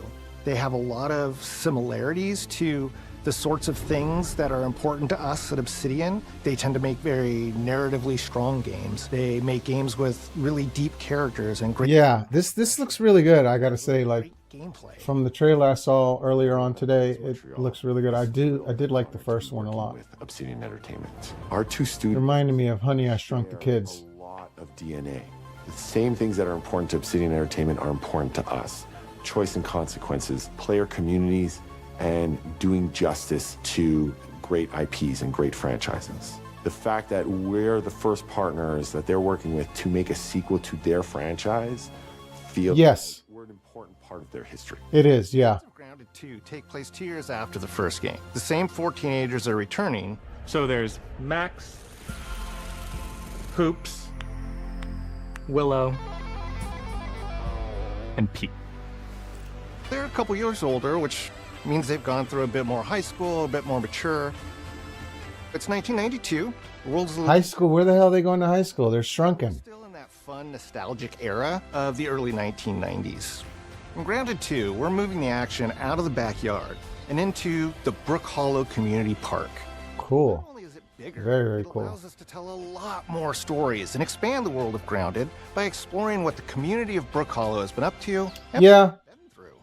The park overall is about 3 times the size of the backyard, and our initial starting area I do have to say as the entire backyard from the first that this showcase was better, much better than last year's. I have to say. opportunity to explore the community. And one thing I'm really looking forward to is the new DLC for the Indiana Jones game. I can't wait for that. What we love and what we're excited about in terms of the park is the opportunity to create environments and landmarks that are mundane at normal size, but are colossal wonders when you're the size of an ant.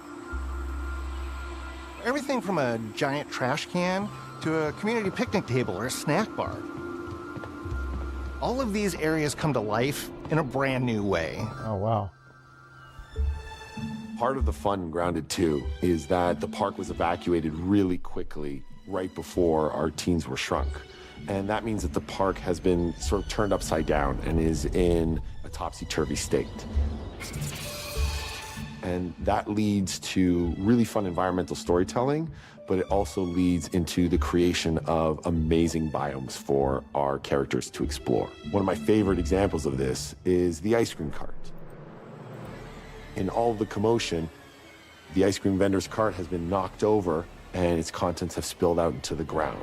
And what this Grounded 2, I think, don't quote me on this, either September of this year or like first quarter next year. Don't quote me on that though. We have one anthill that's actually somebody decided to bury a bunch of toxic stuff in the park. And so there's all these toxic chemicals under the ground. The environment looks very cool and very spooky with all of these sort of chemical pools. And of course, nothing can live down there except for one type of insect, the cockroach. We are oftentimes reinventing environments, and in future updates, you're gonna see a ton of new stuff. You do a lot of fighting against insects of all shapes and sizes. We didn't just want it to look better, we also knew we wanted to add a new layer of strategy. The changes that we've made aren't limited. Yeah, the graphics are really nice on this too. Adjusting attack or defense numbers or making characters or insects move faster or slower. But we did all that too, but there's also an entire sort of rock, paper, scissors strategy involving light attacks, heavy attacks, and blocking. Ooh. We've also added dashing as a new way to both get out of danger quickly or jump in for a quick attack. And almost all the insects in the game will have these abilities now too. Sort of like a chess match, but one that's super frenetic, looks super cool, and is ultimately just a ton of fun. Oh, that's cool. We're leaning into clear play styles for tanky warriors, low defense, high damage rogues, effect-wielding mages, and ranged hunters. In the first Grounded, we have mutations, and there were weapons and armors that favored different playstyles. In Grounded 2, not only will there be passive mutations, but there will also be active mutations. And a lot of those mutations support these archetypes. My favorite way to play pretty much any game is chasing after those game-breaking builds. And that's why I'm so excited for what we're doing with archetypes in Grounded 2. That is very cool that they're adding that. Nice. All in on the rogue. Now, you can even dual-wield daggers. I've been dialing in this glass cannon build that stacks ambush, assassin, and cardiofan mutations with the wolfbane daggers and the wolf spider armor. It lets me open up combat with massive backstab damage that also inflicts venom. Then, I can use the extra stamina to reposition and try to dodge, rinse, and repeat. It's high risk, high reward, and absolute chaos in all the best way. I'm looking forward to seeing what wild combos the community comes up with and what they inevitably break once they get their hands on the archetype system. It's going to be awesome watching it evolve with player feedback and watching us try to keep up with all of your game-breaking builds. One of the great things about Grounded is the variety of players it attracts, from builders to crafters and everything in between. If you've ever watched me on Casually Grounded livestream, you'd know that I'm neither. I am a murderer of insects. Personally, I prefer the term harvester. I love going out, hitting things, and bringing the materials like insect body parts back to my friends to use. That's cool how you can ride on ants. And playing together. We're also trying to make sure that armor and equipment are easily understood by the player, especially when they're playing co-op with their friends. It was really, really important for us to deliver on all of that for the bigger space and experience, because that was the only way we could truly support the feature the community has been asking for since the very first Grounded release. Mounts. Yeah, that's awesome. Ooh, you can ride the spiders? Hell yeah. And have their own special abilities and attacks. We really wanted the buggies to be an extension of the player in every way possible. And that meant making sure that looks awesome. Unique and valuable abilities across all the core pillars of Grounded. So that doesn't just mean exploration and travel. that has gameplay For a implications. second there, I thought the way the And build spider's antennas were, it looked like they had pigtails. expand on player play styles throughout the game. We're going to make sure that every buggy that we add has its own personality. The Red Ant Soldier can enlist up to 2 Red Ant workers to follow you around and help you out. If you get into combat and you don't want to fight while you're saddled on your buggy, you can jump off and they'll fight right alongside you and provide support. The Orb Weaver buggies are a little less useful when it comes to general utility, like building a base or harvesting, but they're awesome when it comes to combat. Sure, their defenses aren't super strong, but they're heavy hitters. They're also super fast and they have some great special abilities, like a scream that allows them to stun lesser powered insects, and the ability to shoot webs and entangle other creatures. So the Orb Weavers won't be your base building buggy. You should use the Red Ant Soldier for that. But they're super fun for exploration and combat.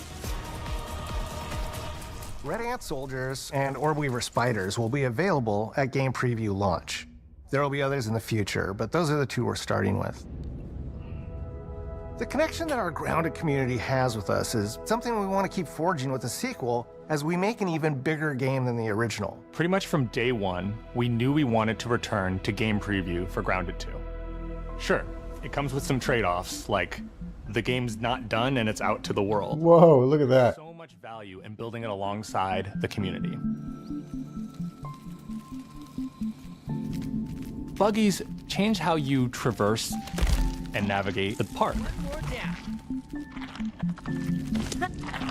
What we're doing with Grounded 2 is we're actually keeping zip lines held back. Very nice dynamic lighting. Players engage with buggies, and then we can tweak zip lines to bring them back over time to really complement that buggy experience and make exploring the park far more fun. That kind of feedback loop helped shape the original Grounded, and we wanted to shape the design for Brook Hollow Park, archetypes, buggies, all of it. We also learned a lot from that first time around. One thing that stood out immediately, players blaze through our content, especially the story. That makes sense. Story, characters, world building, that's kind of Obsidian's thing. It's the flavor we bring to the survival genre. So this time, we're starting with a much bigger baseline.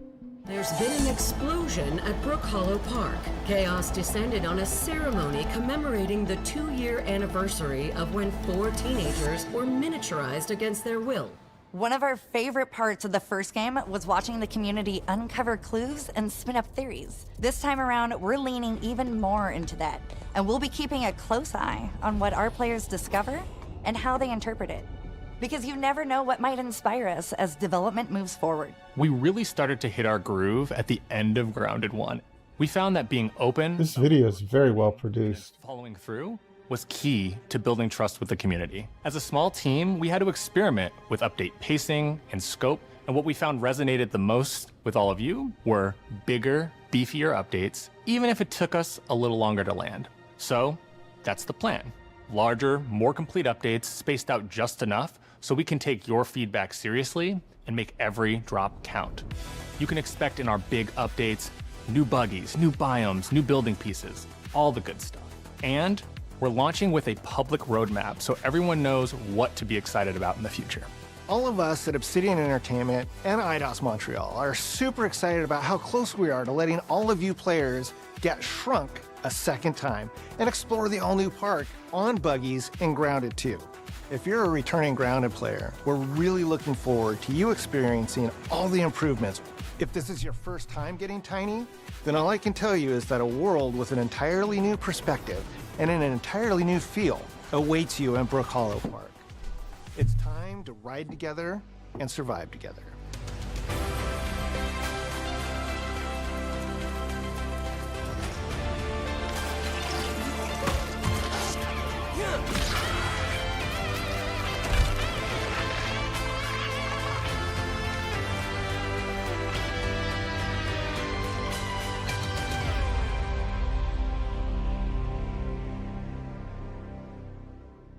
Very, very cool.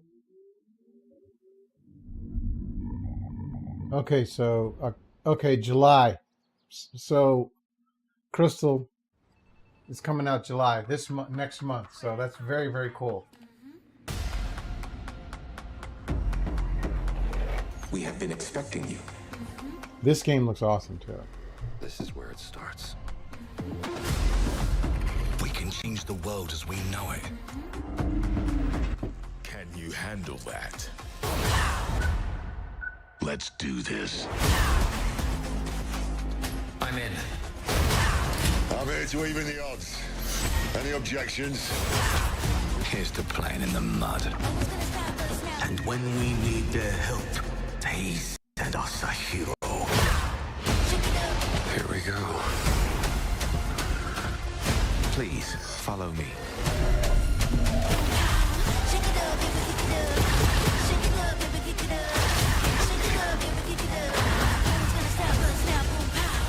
Well, hello there. It looks like you're about to do some renovations. Keep your filthy pickers off me! Do you think I care? This is gonna be awesome.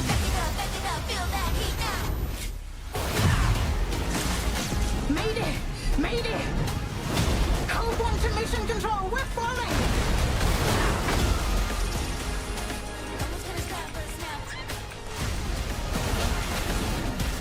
Had enough yet?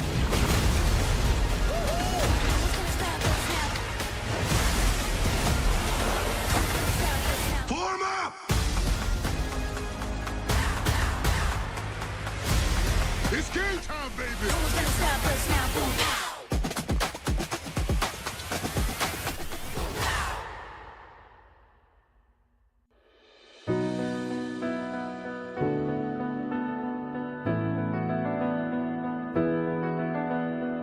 Sweet.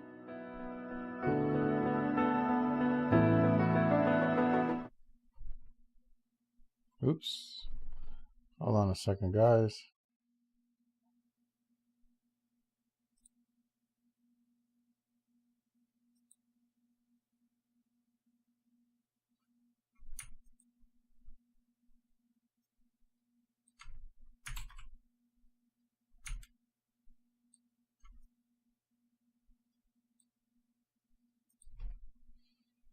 So let me know what you guys, hold on a second here, let me mute. So what did you guys think of that showcase? Any particular games stand out to you?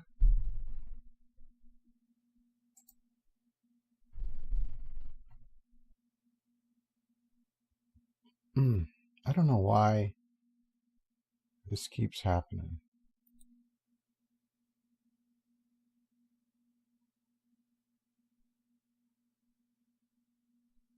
Blood of the Dawnwalker. Yeah, that looks awesome. I actually saw a trailer for that a couple months ago on I think it was for the PS5. That's right.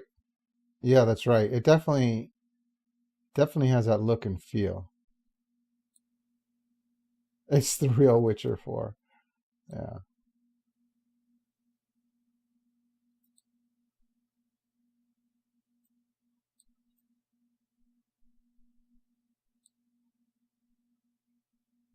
By the way, since we're on the topic of the Witcher 4, what did you guys think of the tech demo? It was pretty impressive. I hope that they get rid of a lot of the issues with the Unreal. Sorry guys, I'm trying to set this up. Here we go. With the Unreal Engine. Because while it is capable of doing a lot of really cool things, it does have a lot of issues with it, and it seems very hard to run. But they were claiming that the tech demo was actually running on the base PS5 hardware, which was impressive. But again, it was a tech demo and not yet the finalized version of their engine. Yeah, I know. Yeah, that's what I was saying. Like, it's just that it's a tech demo using the Unreal 5 engine. But if they can get, pretty close to that, that's pretty impressive. But yes, I don't know if you guys remember, but when the original Witcher, when they announced it and they played the trailer, Like the graphics looked amazing.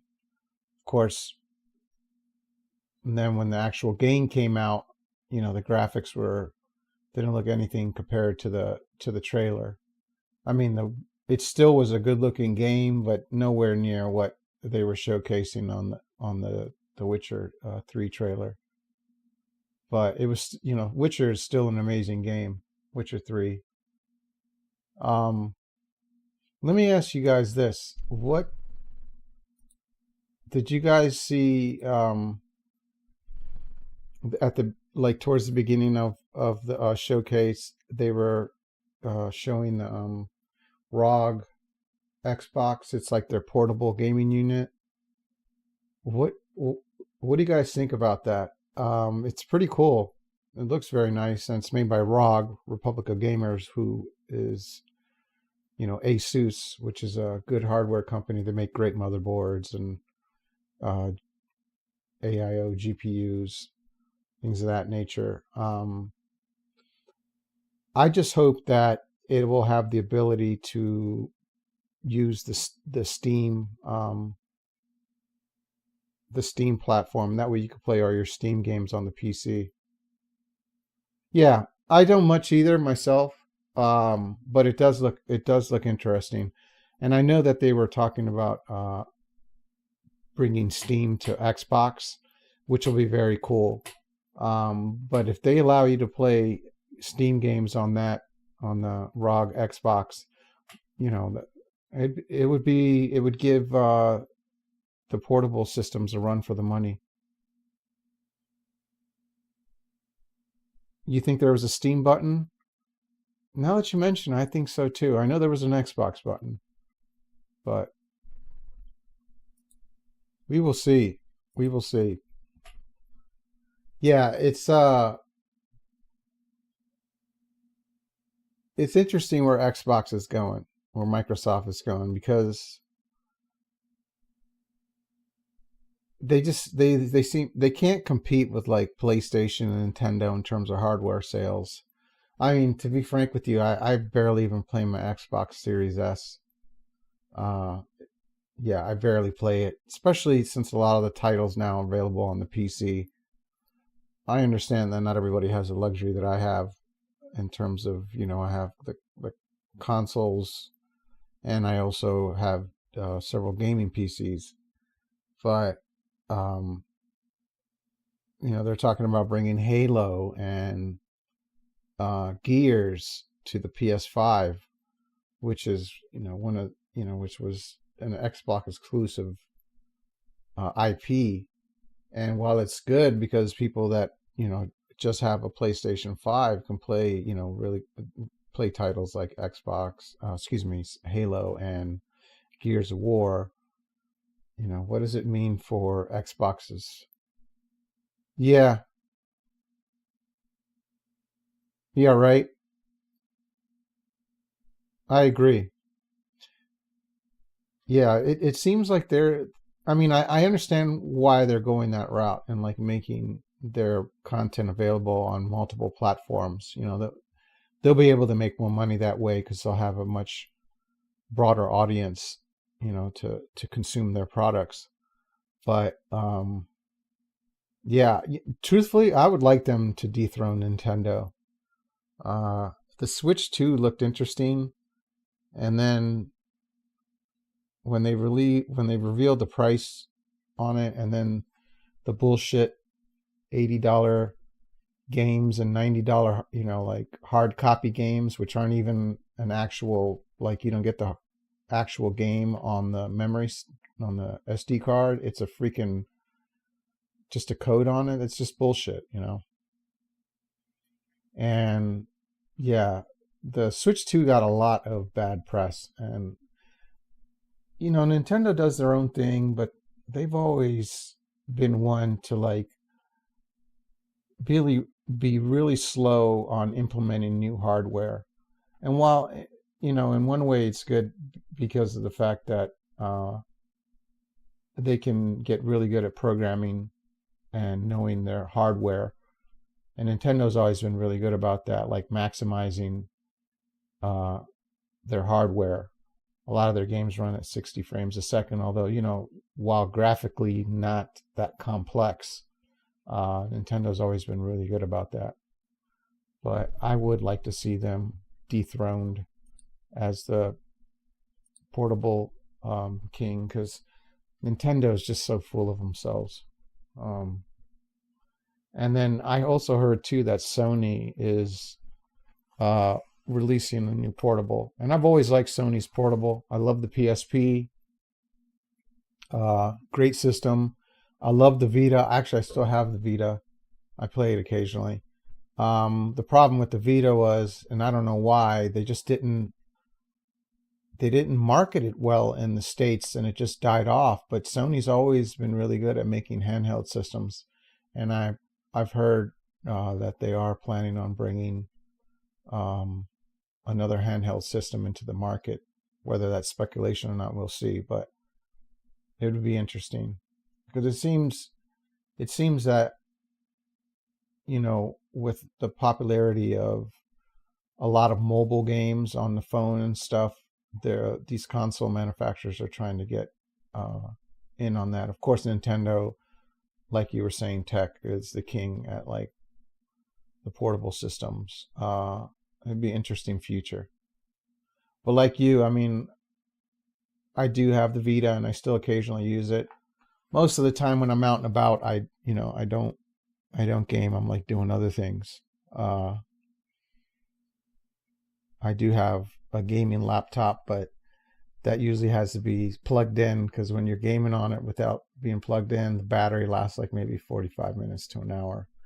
We'll see though if like the Macs get better at gaming with like their M processors, that they would be much better battery life, because like my MacBook Pro M2, when it's unplugged and it's running on battery power and I'm editing videos and rendering, I still get about 10 to 12 hours of battery life, and it doesn't throttle the power like my laptop does.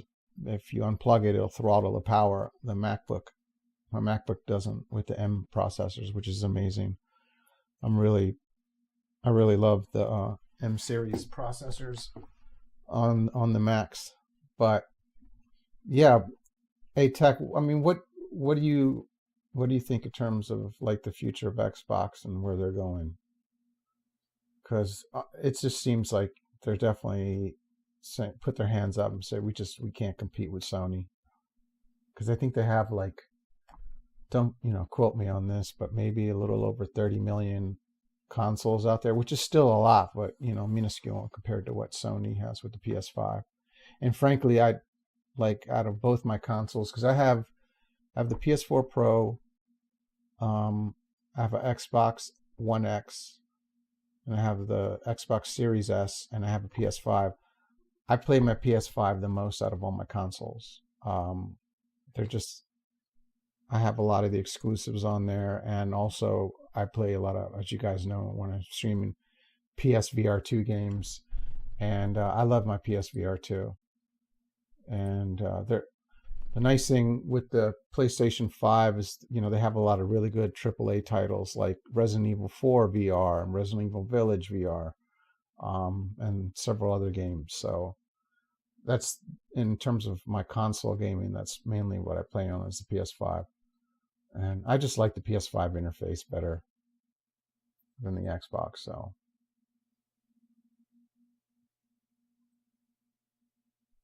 the other thing I was going to...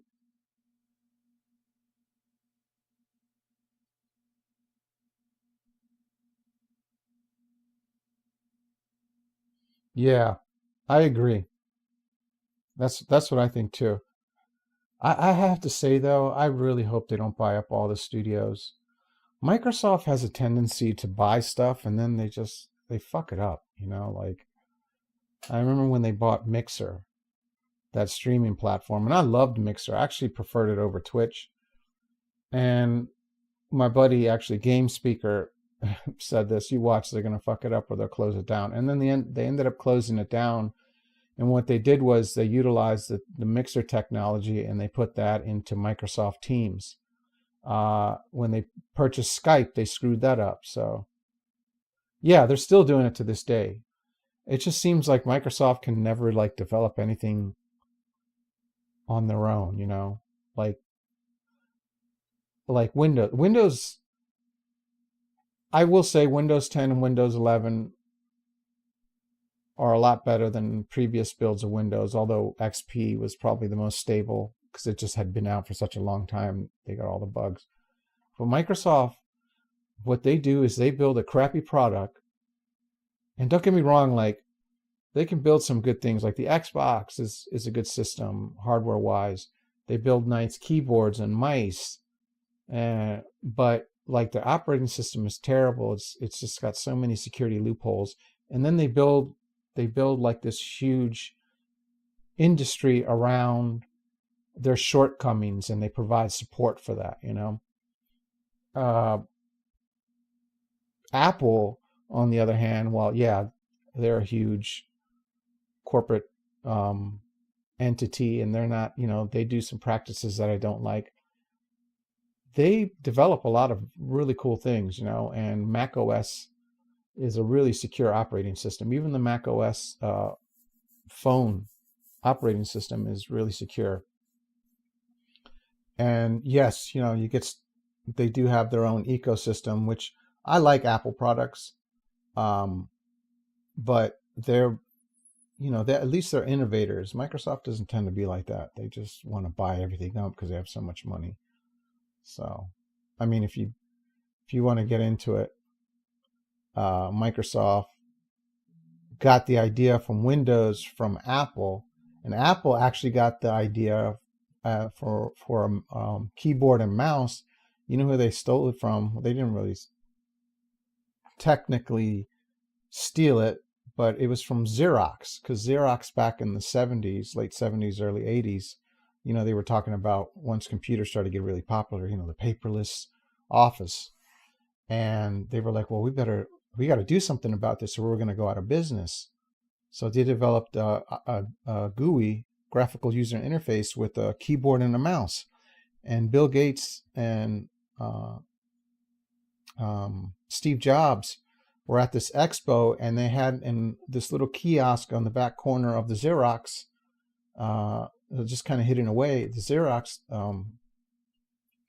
display, they had their prototype of like the GUI interface with the mouse and keyboard. And Steve Jobs was like, I'll take, you know, this is a great idea. Yeah, right.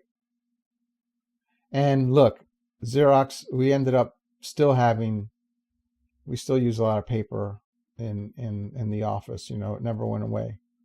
So they just decided to can that, and I bet you they're kicking themselves in the face this day when they developed that technology. So, and Apple was like, I'll just take that, you know. The other thing about Apple over Windows is Apple sits on a Unix kernel, and Unix kernel is very old operating system, and they don't really mess with the kernel. They just build around it. And Microsoft is like, well, let's take the Unix kernel and just put Swiss holes in it, you know, Swiss cheese in it. So yeah, it's very interesting to see where Microsoft's heading. I'm sad to see them heading in the direction of not making hardware anymore. I understand it, but it is sad. They just really haven't really released any good games. I will say that the Indiana Jones games was a great game. I beat that. I love that game. And it did come out to PS5, which was nice.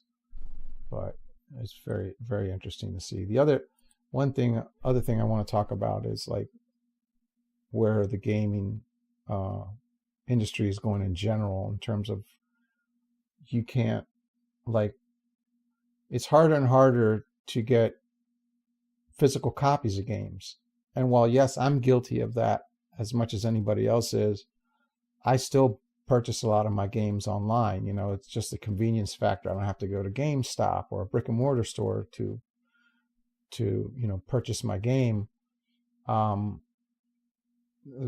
still like having physical copies. Like I bought an Xbox Series S, And I ended up returning it because it had no disk drive, and I still had like several of my games on.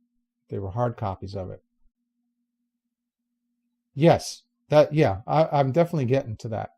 But I'm just talking about in the past. Like, for example, I can still get, like, I bought Gran Turismo 7 for the holidays, and it's a physical copy, you know, and the enhanced version of Grand Theft Auto, they're still physical copies. You know, yes, they are going to that route where it's just a digital key, which is bullshit. It's like, well, what's the difference, you know? Yeah, exactly. And, you know, for conservation, hard copy is the best, you know? And let's say Steam goes out of Steam goes out of business. There goes all your games, you know? That's the one thing I like about GOG gaming over Steam. The Steam platform is with GOG, which is owned by CD Projekt Red, by the way. They don't have DRMs on their games.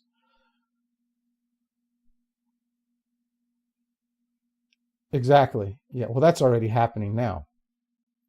But yeah, it's scary. But you don't need to be connected to the internet if you purchase a game through GOG, because it doesn't have DRM on it. So like, that's nice. So you actually own the game. Even if GOG went out of business, if you still had the .exe files on your hard drive, which you could back up to like a Blu-ray or whatever, you can still play that game. But yeah, it's like Klaus Schwab said, you know, you will own nothing and be happy about it. And I'm not really liking the way these corporations, everything's becoming service-based. For instance, you know, while I like Apple Music and Spotify and the convenience factor, like, it screws over the artist, you know? And then, like, back in the day, I still have a lot of my CDs from when I was a kid. Eat the bugs, that's right. Eat the bugs. Yes, I can't do his German accent, but exactly. It's yeah, I'm not liking where the industry is going. And I mean, the only thing where we have the power is to stop buying it. Like, as an example, Doom, Dark Ages, that game got a lot of hate. I personally like the game. I think it's a good game. It's a lot of fun, but I get the heat in terms of, like, were no hard copies. It was just like a CD, and they brought a digital key on it, and that I get the hate. But to say that there was a lot of hate saying it was a crappy game, it was terrible, I didn't see anything terrible about it. It was a good game. Sometimes too, I think gamers are just so pissed with everything that's going on. Anything that comes out, they've become so very pessimist. So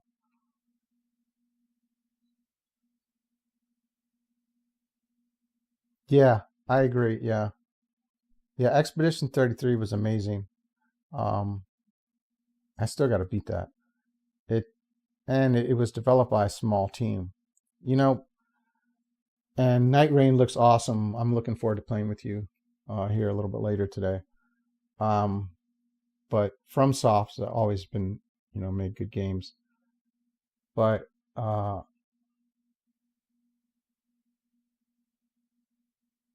yep. I'm really surprised that PlayStation actually lowered their prices instead of raised them.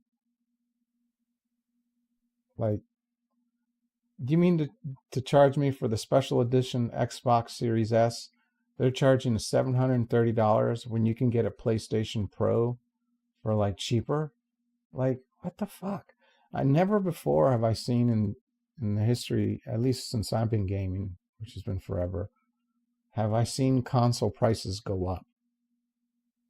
Like, that's crazy.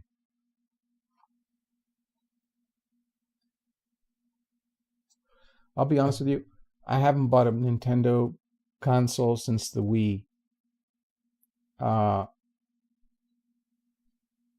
Nintendo makes great games, don't get me wrong. And I like a lot of their games because they're like family oriented, you know, and everybody can join in. but I prefer more adult themed games, and Nintendo just as a company, they get on my nerves with how, they'll sue anybody for making an emulator, or, an artist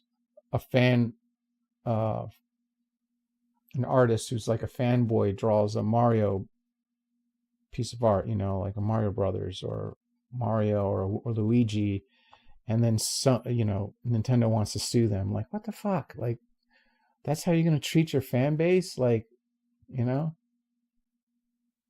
Yeah. I can see where they were coming from in that sense, because that was a straight ripoff of Pokemon. But did they end up losing that lawsuit, or did they win it?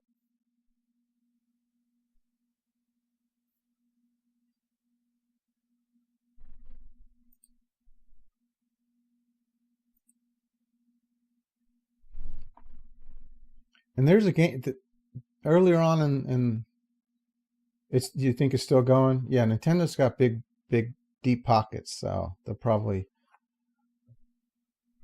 drain them financially, and that company will go under. But there was a game earlier on in the Xbox showcase. I forgot what it was called, but it was basically a Pal World and a ripoff of Pokemon. I mean, like, even the creatures looked a lot like the Pokemon universe, and I'm wondering, like, oh man, are they going to get sued for that too? Because Nintendo is, they are monsters when it comes to that.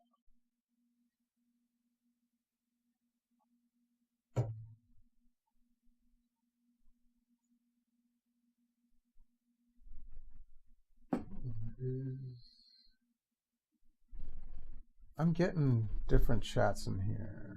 Okay. Yeah, never mind.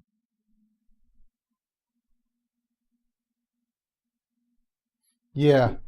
Okay. I remember when the beta came out of Ark Survival, I liked it, but God, it ran like shit. It ran like utter dog poop. And I was like, okay, they'll fix it, it's just beta, but they never seem to have fixed it. I remember when it came out, I could barely get it to run at 60 frames on a 980 Ti, which was like the best graphics card back then. I was like, man, this game is unoptimized. It's really, really bad. Speaking of which, hey, Tech, what codec are you streaming with on OBS? I would use NVEC if I were you, because that's an NVIDIA codec, and it'll use the onboard encoder on your GPU, because you got a 4070.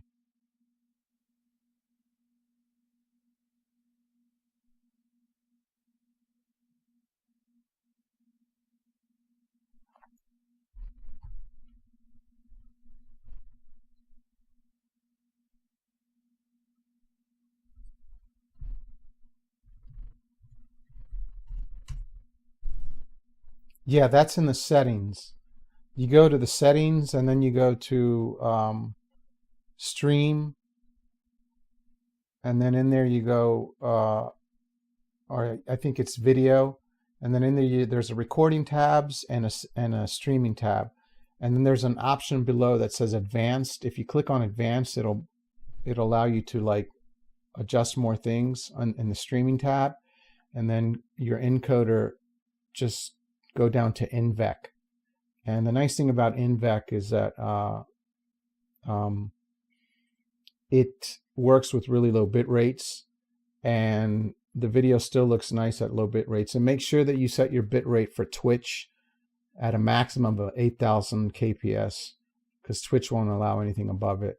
I still think they're about to change that. Twitch announced that they're going to allow higher bit rate, which is nice, because 8,000 kps is barely enough for a 1080p 60 frame stream, which is one reason why I also stream to YouTube, because I stream at 25,000 to 30,000 kps at 1440, and it looks really nice. Yeah, I would set it go set it to manual, and then you can always call me if you have any questions, and then click on the advanced options, and then in there change the encoder. Make sure that you change the keyframes to every two frames. Yeah, just call me if you have any questions on that. I can help you set all that up. But I can tell a huge difference on the quality of your stream when you started using OBS versus I forget what the service you were using for the console. But also, how is your CPU utilization? Lightstream, that's right, yeah. You have an i7 or an i9 on that laptop?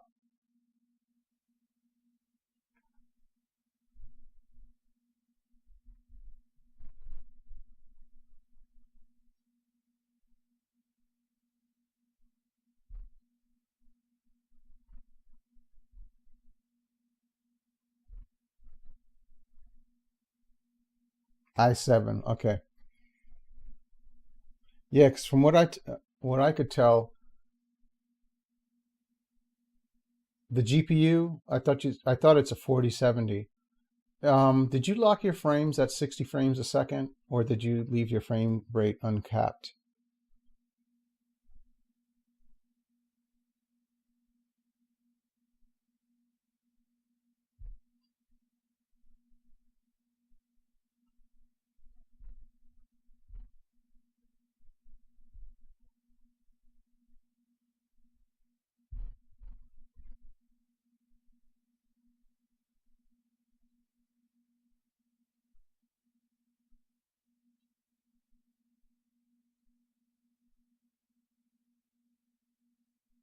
Yeah, McAfee is a resource hog. Yeah, that's constantly running in the background, and it takes CPU cycles. In your game, some games have a frame like you can lock your frames at 60 frames a second, or at 30 or 144. But if it doesn't, what you can do is you can go into the NVIDIA control panel, and you go to that specific game, and then you can put a frame rate cap on it. The reason why I suggest that is when you're streaming, you can run at 60 frames, and since you have a 4070 and you're probably playing the game at 1080p, it's not maxing out the card. When you cap it at 60 frames versus having an unlocked frame rate where it just utilizes all the GPU power, you'll have a smoother stream, which I notice your stream is really smooth because your GPU is not being taxed to the max because it's capped at a 60 frame per second. And a 4070 can do like 1440p and some 4K gaming, at high refresh rates. 1080p would be nothing for it. So that's why I'm suggesting cap it at 60. Also, it'll look smoother on your stream because let's say you're playing the game and you're playing the game like, for instance, when I play Call of Duty, I'm playing like 120 frames, 144 frames. It looks smooth on my monitor because my monitor can handle it, but Twitch has a maximum frame of 60 frames, and since it's producing more frames than that, it's going to look choppy because it's not in sync with the Twitch stream. Okay, I'm pretty sure that Elden Ring has it capped at 60 frames because it's kind of a slow-paced game. So, but your game, okay, I'll find out.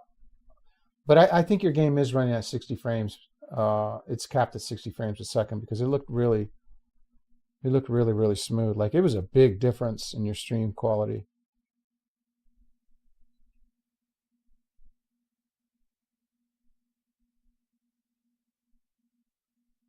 Yeah.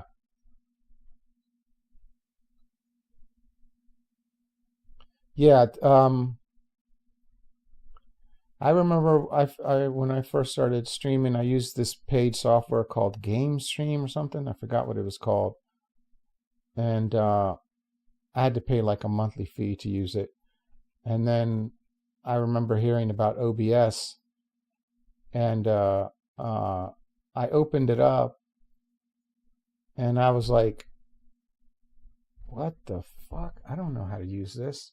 And I was like, no, this interface doesn't make any sense at all. So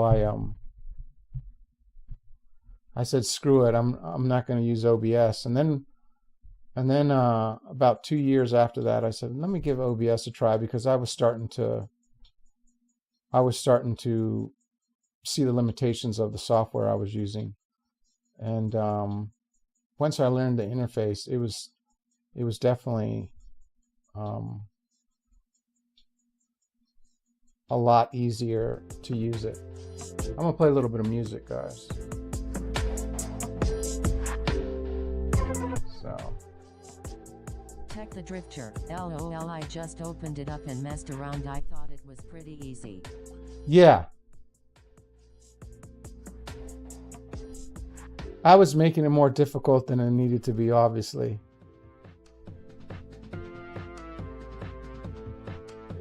And I love OBS because it's just, they've supported it. They have so many cool things for it. It's not a resource hog, and it's crazy that it's free. I started messing around with this that plugin I was telling you about yesterday, ATM, and it allows me to multi-stream. I'm eventually going to set up a vertical stream too and stream that simultaneously with my stream to Twitch and YouTube, and then also I'll stream on TikTok. So yeah, I was like, I remember the first time I opened up Photoshop, I was like, what the fuck is this? I didn't have any idea how to use it. But you know, you just get better and better at it, and you start practicing more and more with it. Hey Tech, let me know if the music's too loud in the chat.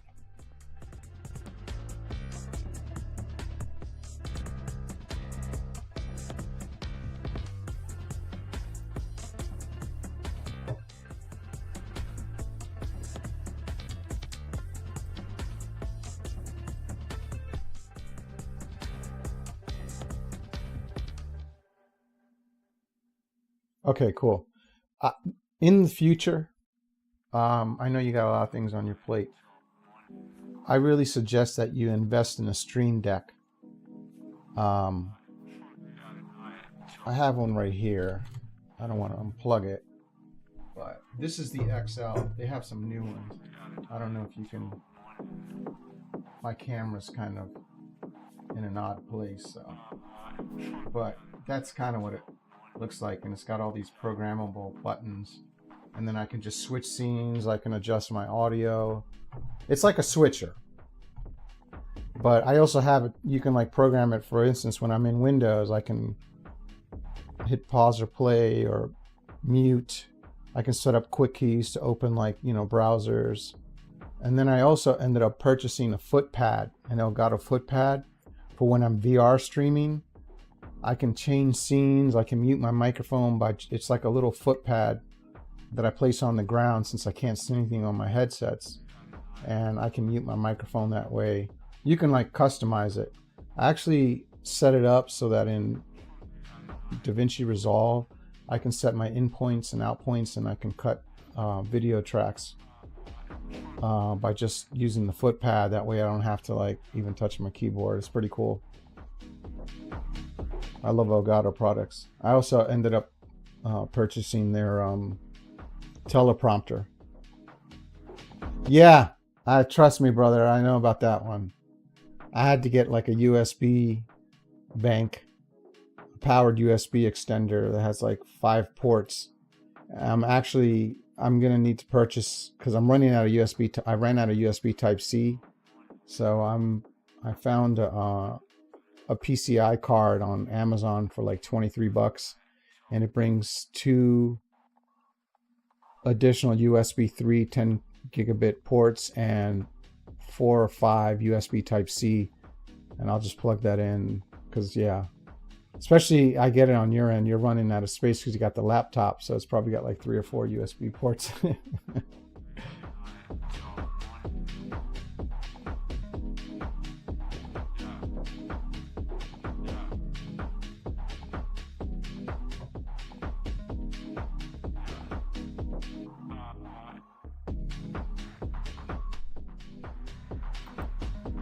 What was the other thing I was gonna say? All right, well, I gotta run to the gym, guys, and then I gotta get ready for later on today.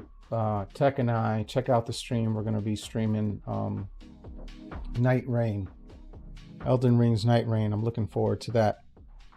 But I will see you guys later on today, and I thank you to everybody who joined the stream. I really appreciate it, and I appreciate the support, and I'm feeling the love. All right, you guys take care. Till next time, peace.